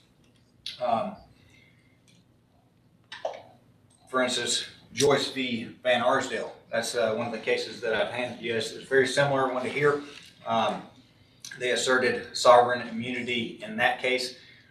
In that case, the court stated, should the county decide when a street should be opened, closed, or repaired, or when a sewer should be built, it's clearly exercising the legislative or judicial function there. But when it engages in the work of opening, closing, or repairing a street, or building a sewer, and is thus engaged in the physical execution of the work, it is evidently in the discharge of duties purely of a ministerial nature. So one thing that's obvious at this location after now I'll get to the open and obvious thing that they've alleged, but one thing we're saying that it was not open and obvious that the track was slippery and that this algae was over the track, but next to the track, it was clear that some work had been performed next to the track. There was a sort of a silt fence or erosion barrier that was in place. It didn't get there on its own, but it was apparently contributing to the accumulation of moisture on the track. But it was clear that somebody at some point in time had tried to abate this issue. Now, knowing what I know of counties, well, I'll just put it this way. I've never had anybody come to my house and repair my sidewalk without being told to do so. So the Joyce case shows that if the county or the city, whichever one, said to Mr. Emberger or one of his employees, go and repair the track, that's not discretionary anymore. It's then ministerial. It's somebody's job to go and then repair it. And in the Arsdale case, the Joyce v. Van Arsdale case, it was clear that they were required to put up a sign to close off this bridge. So once the county had decided we're either going to repair the bridge or we're going to close it off, that's discretionary, that's part of their legislative function. But once that's been decided, it is then ministerial for that person to then carry it out. It's their job. It's then ordered to go and do it. You don't get to decide whether you do it or not. You have some discretion about how you do it, but then it's required, it's ministerial that you do it. And because it wasn't maintained, he had put up a sign closing the bridge, but it hadn't been maintained, it hadn't been inspected, he had to come back and look at it, and the lady drove over the bridge and had an accident. Same situation here. Somebody had undertaken to repair the trail or prevent the accumulation of water at this location on the track, but then failed to do so, failed to follow up on it, But more importantly, they specifically failed to put up any kind of sign warning individuals that it was a slippery part of the trail. Miss Sexton had never been to this trail before. This was the first time she had ever run on this trail. She had no reason to know that if I walk on this part of the trail, it's going to be like ice. Her and her friend fell. There were witnesses there that said that somebody had fallen the week before. So it's likely that there had been some point in time that somebody had complained about this area of the track, and the county or the city had taken measures to try and fix it. So there's no claiming that they didn't know about it. In a similar case, actually a Spalding County case, Nelson v. Spalding County, it states that where it has held that the replacement and maintenance of traffic signs is a ministerial act. So again, the maintenance of a road or traffic signs or anything like that. In that case, there was a stop sign that had been removed. And it had been removed, there was evidence that it had been removed several days earlier. And that it was reported, I think it was to the sheriff, or let's see, it was reported to the county. And the individual who knew it was his duty to go and replace the sign didn't act on it immediately. Now that becomes a question for the jury whether that's reasonable or not, but whether he knew about it, that was obvious. And it was determined a ministerial function that you have to replace this sign. So there was no sign warning Miss Sexton of the dangerous condition that existed here. So since there's evidence that the condition on the running track in this case was in disrepair for some time, in my opinion, likely weeks or months, Mr. Emberger can't claim that he didn't have notice of it. It's then his job to make sure that he warns people about it. So then, if you look at the last paragraph on the joint case, it states that the county employees could be held liable if the evidence shows that they had a duty to inspect the previously erected barricade, but were negligent in the performance of this obligation. So it specifically states there, they were negligent in inspecting the previously erected barricade. There were silt fences put up at this location to prevent water and that sort of thing from collecting on the track. They were negligent in performing their ministerial function and making sure that it was doing what it was supposed to be doing.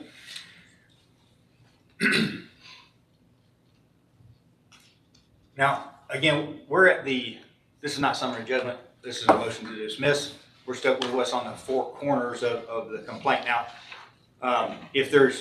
and the standard for that is, if we can produce any evidence during discovery that would support our allegations, then our claims survive.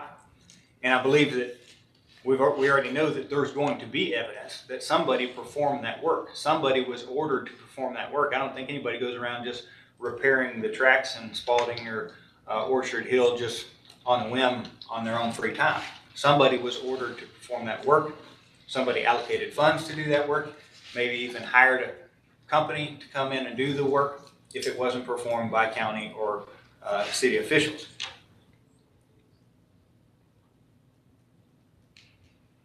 These cases also indicate that the policy or procedure need not be in writing.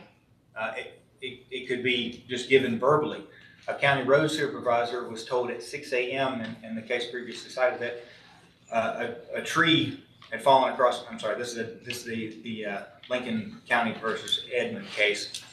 That a tree had fallen across the highway, but he decided not to take immediate action to warn or remove the hazard, but waited 2 hours. And the court said that the supervisor had a discretion to choose the manner in which the task was to be performed, but this did not change the ministerial nature of the task. The 2-hour delay raised the issue of negligence, which was an issue to be determined by the jury. Now, I think this slime on the track was in place for a lot longer than 2 hours.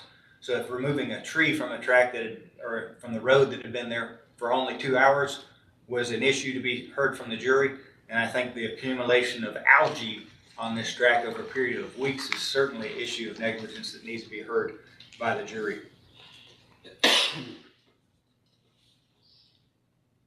When it comes to reasonable response time, I think that is always an issue to be determined by the jury. And one of the cases that supports that is Wanless versus Tatum, 244 Georgia App, 882.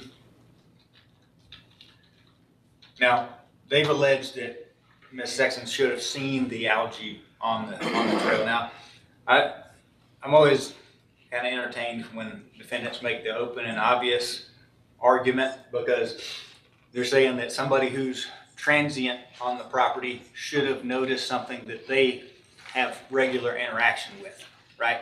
So, yeah, we maintain the property, we're there all the time, but we didn't see it, but you should have, right? So that argument, I think, always cuts against itself. If she didn't see it, and if she should have seen it, then certainly the individuals who were responsible for the care and maintenance of the trail should have seen it. I don't think it was open and obvious, and again, we're not at the evidentiary stage. They haven't introduced any evidence that it was open and obvious.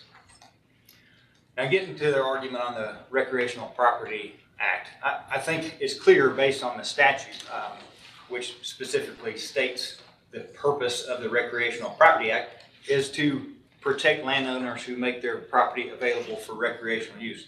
Now, that's individuals, right? That's private individuals who make their property available. Obviously, that goes against the grain, because most folks want people off their property, right?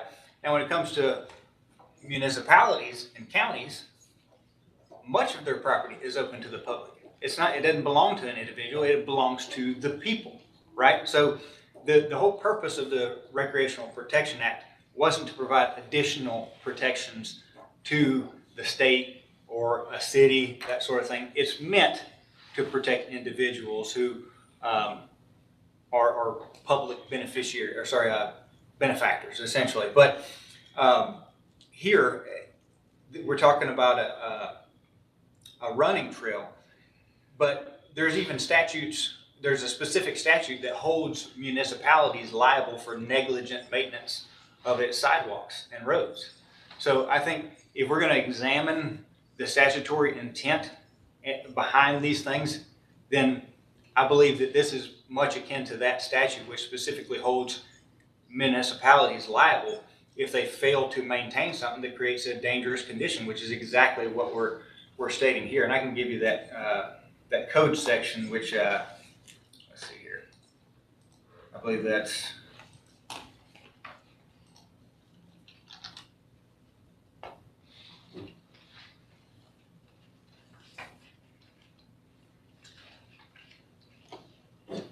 $32,493. That's the statute which holds municipalities liable, what I was just referencing. I have it. One of the cases cited just a moment ago was, and I want to address that before I move on and forget to, was the Cordarius versus Gwinnett County 220 Georgia Appeals 848 case. Now, in that case, there was no procedure or instruction which the defendants failed to follow. Again, when there is an instruction to perform some sort of function, like a repair of a sidewalk or repair of a running track or replacement of a sign, it's no longer discretionary, it's ministerial.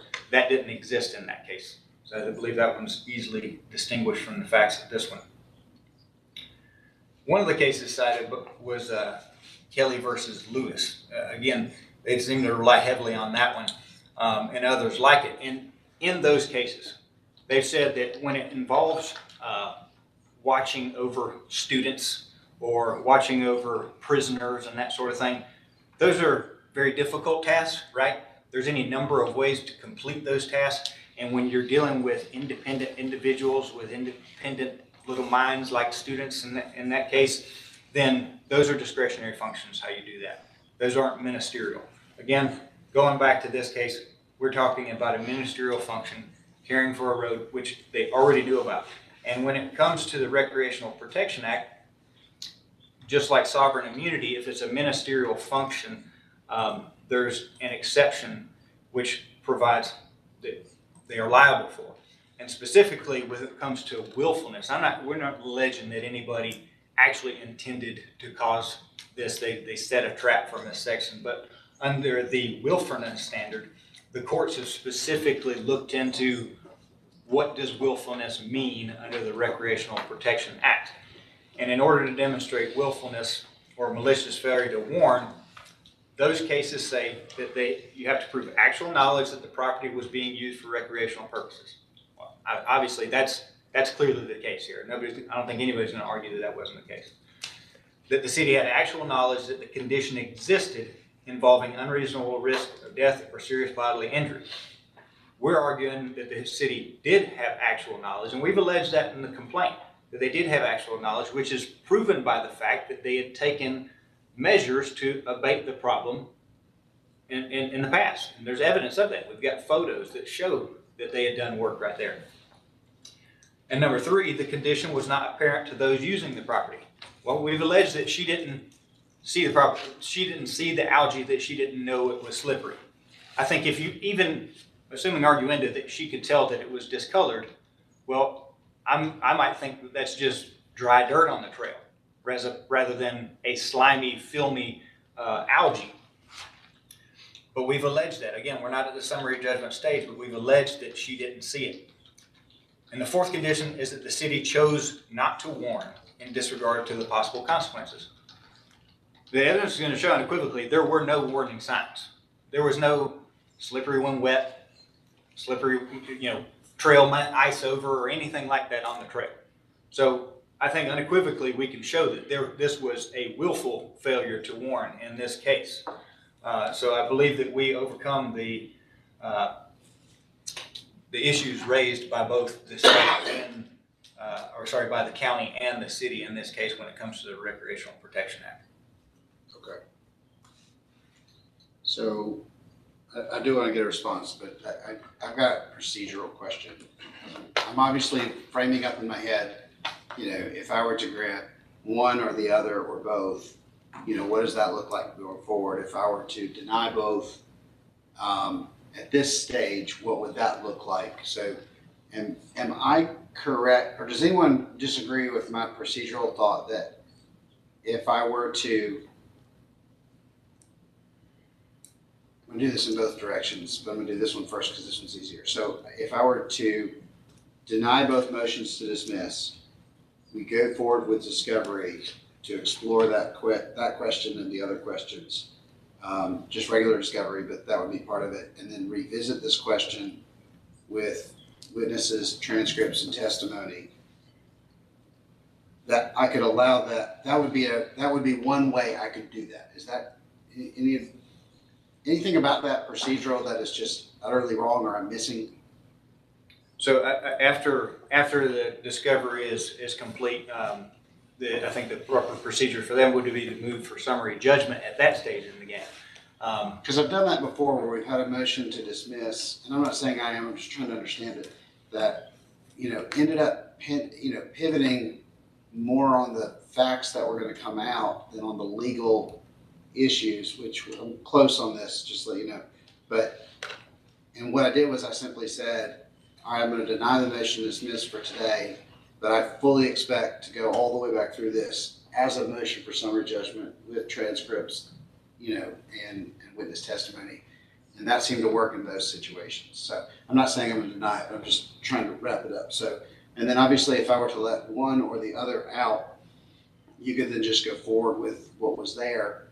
And then that would not be an ideal situation, but I think the problem is because you've got two entities and which one was exercising control over it and did the repair. And that was the big pause you just heard from me. So I haven't heard anything to distinguish specifically other than the rules that govern, the different rules that govern. So, okay. And then obviously if I were to grant, then they'd both be out and this case would be finished. Okay, that's it. I just had those in my head of how it all could move. So, all right, Mr. Weldon, anything else? Nothing further, Your Honor. Okay. If you need any specific case names. No, I got all of them. As you all are citing the cases, I'm plugging them into Westlaw and saving them. So I have a huge file now of cases. But I love case law, so bring it on. This is wonderful stuff. So I will provide a couple cases for the willfulness requirement, the 4 prongs of willfulness under the RPA. That's Collins versus City of Somerville, 284. Georgia Appeals 54. And I believe the pinpoint sign is at page 56. Got it. And then there's another one from the same year, 2007, Norton versus Cobb. Let's see. Yeah, 284 Georgia App 303.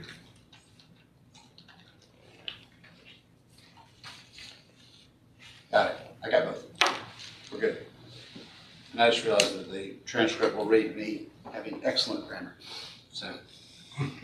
Now, I will say, some of those cases, they just established a rule. They didn't necessarily go in the plaintiff's favor because they weren't able to show that willfulness. I'm citing those because, like I said, they don't necessarily go in the same direction. I'm saying, but they established the rule as far as showing. Yes, and that is what I need more than anything else, is how to frame all these moving parts up. So thank you for that. Absolutely. Okay. You want to go first? Sure. Mr. O'Brien, the floor is yours. So initially, the Georgia State Tort Claims Act does not apply to Spalding County. Whether there's anything discretionary or ministerial within the Georgia Tort Claims Act, that does not apply to the county. To the extent it applies to the city, I'll let Mr. Grant speak on that. But as I stated before, in terms of a waiver of sovereign immunity for the county, that is solely related to legislative acts. And as I said, the only enacted legislature towards that is regarding the negligent use of a covered motor vehicle. And again, here, this is a slip and fall on a walking track in a public park. There's no negligent use of the vehicle. The State Tort Claims Act does not apply to the county. And sovereign immunity here, procedurally, the county should be dismissed as a matter of law with that. I think there's a little bit of blurred lines too with some of these cases, the two cases presented. The two cases are related to county roads. They're not on public parks or recreational property. I think the idea that in general, the county is allowing its property to be used by the public kind of takes away from the analysis of the RPA. The RPA applies when property is used for recreational purposes. So when it's used for a park, when it's used for walking trails, when it's used for playgrounds, gathering areas, that's where the RPA applies. So it doesn't apply on a county road where there might have been an accident and whether those acts were discretionary or ministerial. The RPA applies on the recreational property and it doesn't pull in discretionary or ministerial. It pulls in whether the individual was on the property free of charge and whether there was any exception related to malice or willful conduct. And to put more case law into this oral argument, that plaintiff went through the four prongs for whether there was malice or willful conduct, but that four prong, that excludes constructive knowledge or, importantly here, a duty to inspect. There's no duty to inspect the walking trails in the park. And that's Lee versus Department of Natural Resources, 263, Georgia App 491. So there's no duty on Mr. Imberger or anybody else with the county to inspect those walking trails. In addition, any of the work that was being done was not the walking trail itself. The walking trail was not being replaced, bulldozed. There were no cracks. This wasn't a trip and fall because one of the slabs was off from the slab. Continuing with it. The work that was being done was related to a creek that was off of the trail. Again, those silt and erosion fences were in place, which could have identified there could have been accumulating moisture, accumulating dirt, something on the trail that needed extra attention to that. And again, with that, the county was not engaged in any work. There weren't any backhoes or workers on site. There wasn't active work on the creek or anything like that. There was silt fences and erosion fences in place, but there wasn't active work going on the creek, or certainly not on the walking trail.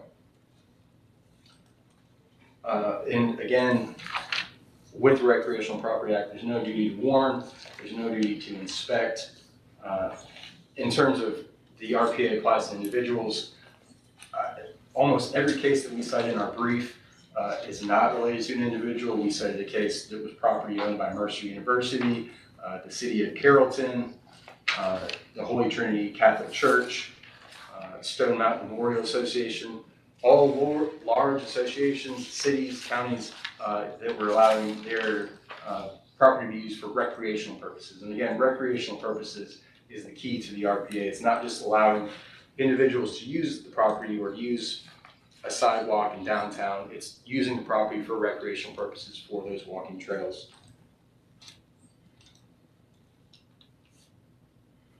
And again, plaintiff and I would agree, and I think that we can all agree, is that there is no intention for plaintiff to get injured.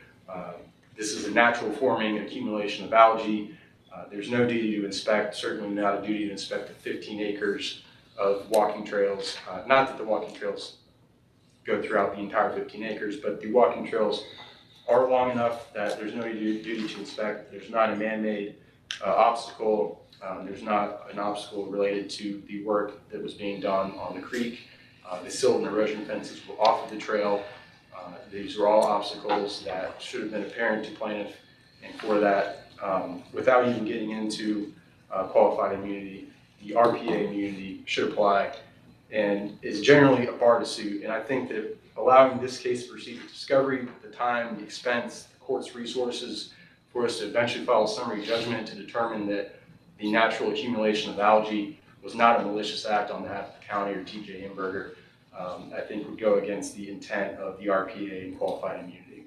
All right, and I'm factoring that in. So I just want you to know that that is not lost on me, that, you know, to make someone go through discovery who never should be there in the first place is something I would like to avoid if possible. We're on that. We're on the same page. All right, go ahead, Ms. Smith. Sorry, no. Again, without trying to rehash everything that was just stated, I do want to add one thing. Importantly, the Mayer versus Harris case, 302 Georgia 853 2018 case, that involved the city, and it actually expressly states and really controls this one in terms of the payment allegation. In that particular case, it involved the city of Garden City Stadium, where a girl fell through the bleachers while she was watching a football game.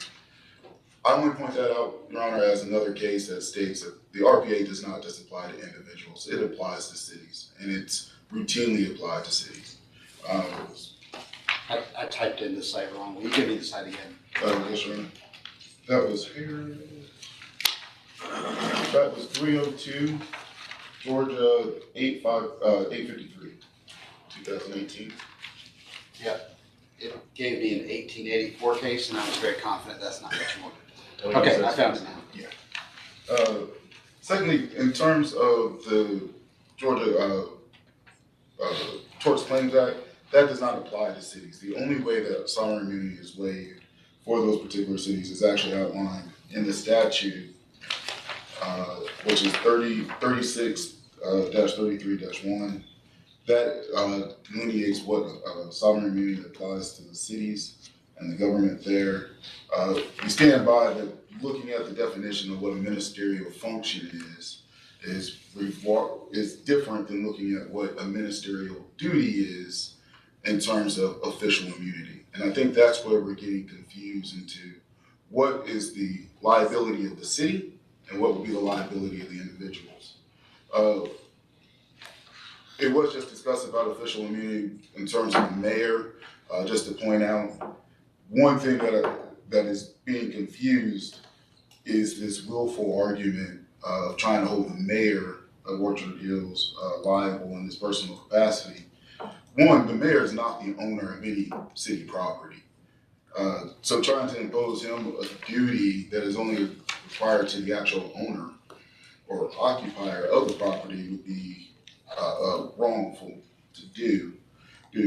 Importantly, as the mayor, his oversight of the city would be all discretionary functions. Discretion functions under official immunity involves being able to use your discretion to make a decision. There's no statute, no law that directly directs the mayor himself to go out there and inspect or be a safeguard of everyone's safety within the city. That would be an impossible task for anyone to be put on, much less it's not within any framework of the Georgia Code or any other law there. So we do believe that this is clearly a discretionary act of all individuals and that there's no evidence of any actual malice. In this particular case, with official immunity, actual malice is a very specific definition. And actual malice means an intent to injure and the intent to harm that person. There's no allegations that the mayor knew Ms. Sexton, that he went out there purposely to try to get her to fall. This is just a simple run-of-the-mill slip and fall case where there is no intent whatsoever on the part of anyone for anyone to be injured. And I think that's clear from the pleadings. Based on the RPA, we do believe that this case is right to be dismissed. And at least, if not under the RPA, for the individuals, we do understand that it should be dismissed under the official immunity aspect as well, because they cannot get over the hurdle of establishing actual malice with regard of any individual in this particular case. Okay. And I tried one of those cases last year, 2 years ago. So I've got all kinds of materials on that question. So, okay. Anything else? No, Your Honor. Mr. Weldon, any additional things you want me to take in note? Yes, Your Honor. So at this stage, being a motion to dismiss, the court has to assume as true everything that we've alleged in the complaint. Now, they've said lots of things that the evidence might show after discovery, but the court cannot take as true anything that they say may or may not prove to be the case, whether the mayor knew about it, whether Emberger knew about it, whether they hired somebody, all that, whether the work was done to fix the flow of the creek, or whether the work was done to prevent the creek from overflowing onto the track. The court really can't consider that because that's all things that are going to be determined through discovery and then would be subject for a motion for summary judgment if we can't prove our case. But at this stage in the game, the court has to assume as true everything that we've alleged in the complaint. Now, I understand that we're talking about both sovereign immunity and the Recreational Protection Act. I stated that it was meant to protect individuals. Now, I understand it's been applied to cities who already enjoy the sovereign immunity. So in order to overcome both, as I've alleged, we have to show it was a ministerial act, which I think the cases that I cited, Joyce and Nelson specifically, show. Those are very analogous to this, which state that it is a ministerial act to take to repair a road or sidewalk or whatever it is, whether it's a running track or not. Once you've made that decision, it's in a ministerial act to carry it out. And then that also shows knowledge. Now, they mentioned the whole, there's no duty to inspect and that sort of thing. Well, that may be the case until you know about it. If you're a city or county employee or whatever, once you know about it, guess what? There's a duty. If there's a sinkhole that forms in the middle of the track, are they going to say that, that you fall into this void even though we knew about it, we're no longer liable because we're protected by the RPA? I mean, that would be ridiculous, right? I don't think anybody's going to argue that. This was a hidden defect that the client did not know about, that we allege that the county and the city did know about. And once you have knowledge, and that's proven by the fact that they've taken efforts to repair it, then you do have a duty. And that's what the willfulness cases specifically address. And as to go into the mayor or supervision and that sort of thing, in the Joyce case, it specifically says that once it's determined, like I said, the physical execution of the work is evidently in the discharge of it's ministerial in nature. And it says that it follows that the actual progress of such work by the county is of a ministerial character, and the duties of a road supervisor in carrying out the physical details of the work are alike ministerial in nature. Likewise, the supervision and control by the road supervisor of a subordinate who is actually running the road machine are the same character. So the mayor, if he undertook to repairing the track, is then responsible for his supervision of whoever's doing the repair. Same thing for Mr. Emberger. Once you undertake the duty or undertake the job, the ministerial function of doing the physical work, you're responsible. You can't just say, I hired a contractor, I'm done. I've done everything that I need to do. I don't need to go look at it. I don't need to make sure that it's actually working. I don't need to put it up any signs. You know, if they left a mine in place, I don't have to worry about it because I assigned it to somebody else. I'm not responsible for inspecting that. That would be ridiculous. I say that that argument just does not hold water. All right, thank you. And, anything else? Nothing further, John. All right, anything else from the defense? I just want to just add, I think that blurs the lines of the standards between the different immunities available. And I think those are further outlined in our briefs, and I'll just leave it for your honor. Yeah, I mean, y'all have briefed this well, so I wanted to hear oral argument because I figured that would help since I had two different standards and whatnot. But I just want to commend you all on, doing a good job to help me get ready for this. And you've come in with plenty of case law, which, like I said, I appreciate that very much. So let me see if Mr. Hope has any questions, and then we'll see if there's anything else before you don't. Okay. All right, I feel really good about where I'm at on this. I am going to take it under advisement. I'm going to go read through all your cases again, look at the file again, talk it through with Mr. Hope. If I want proposed orders, there's kind of too many parts in my mind right now. We may not ask for proposed orders, but if we do, you'll get an email from us saying, please give us proposed orders. So, but at this point, I don't think we need those right now. So, do y'all need anything else from me? I don't intend on taking a very long time. Just as soon as you get through my trials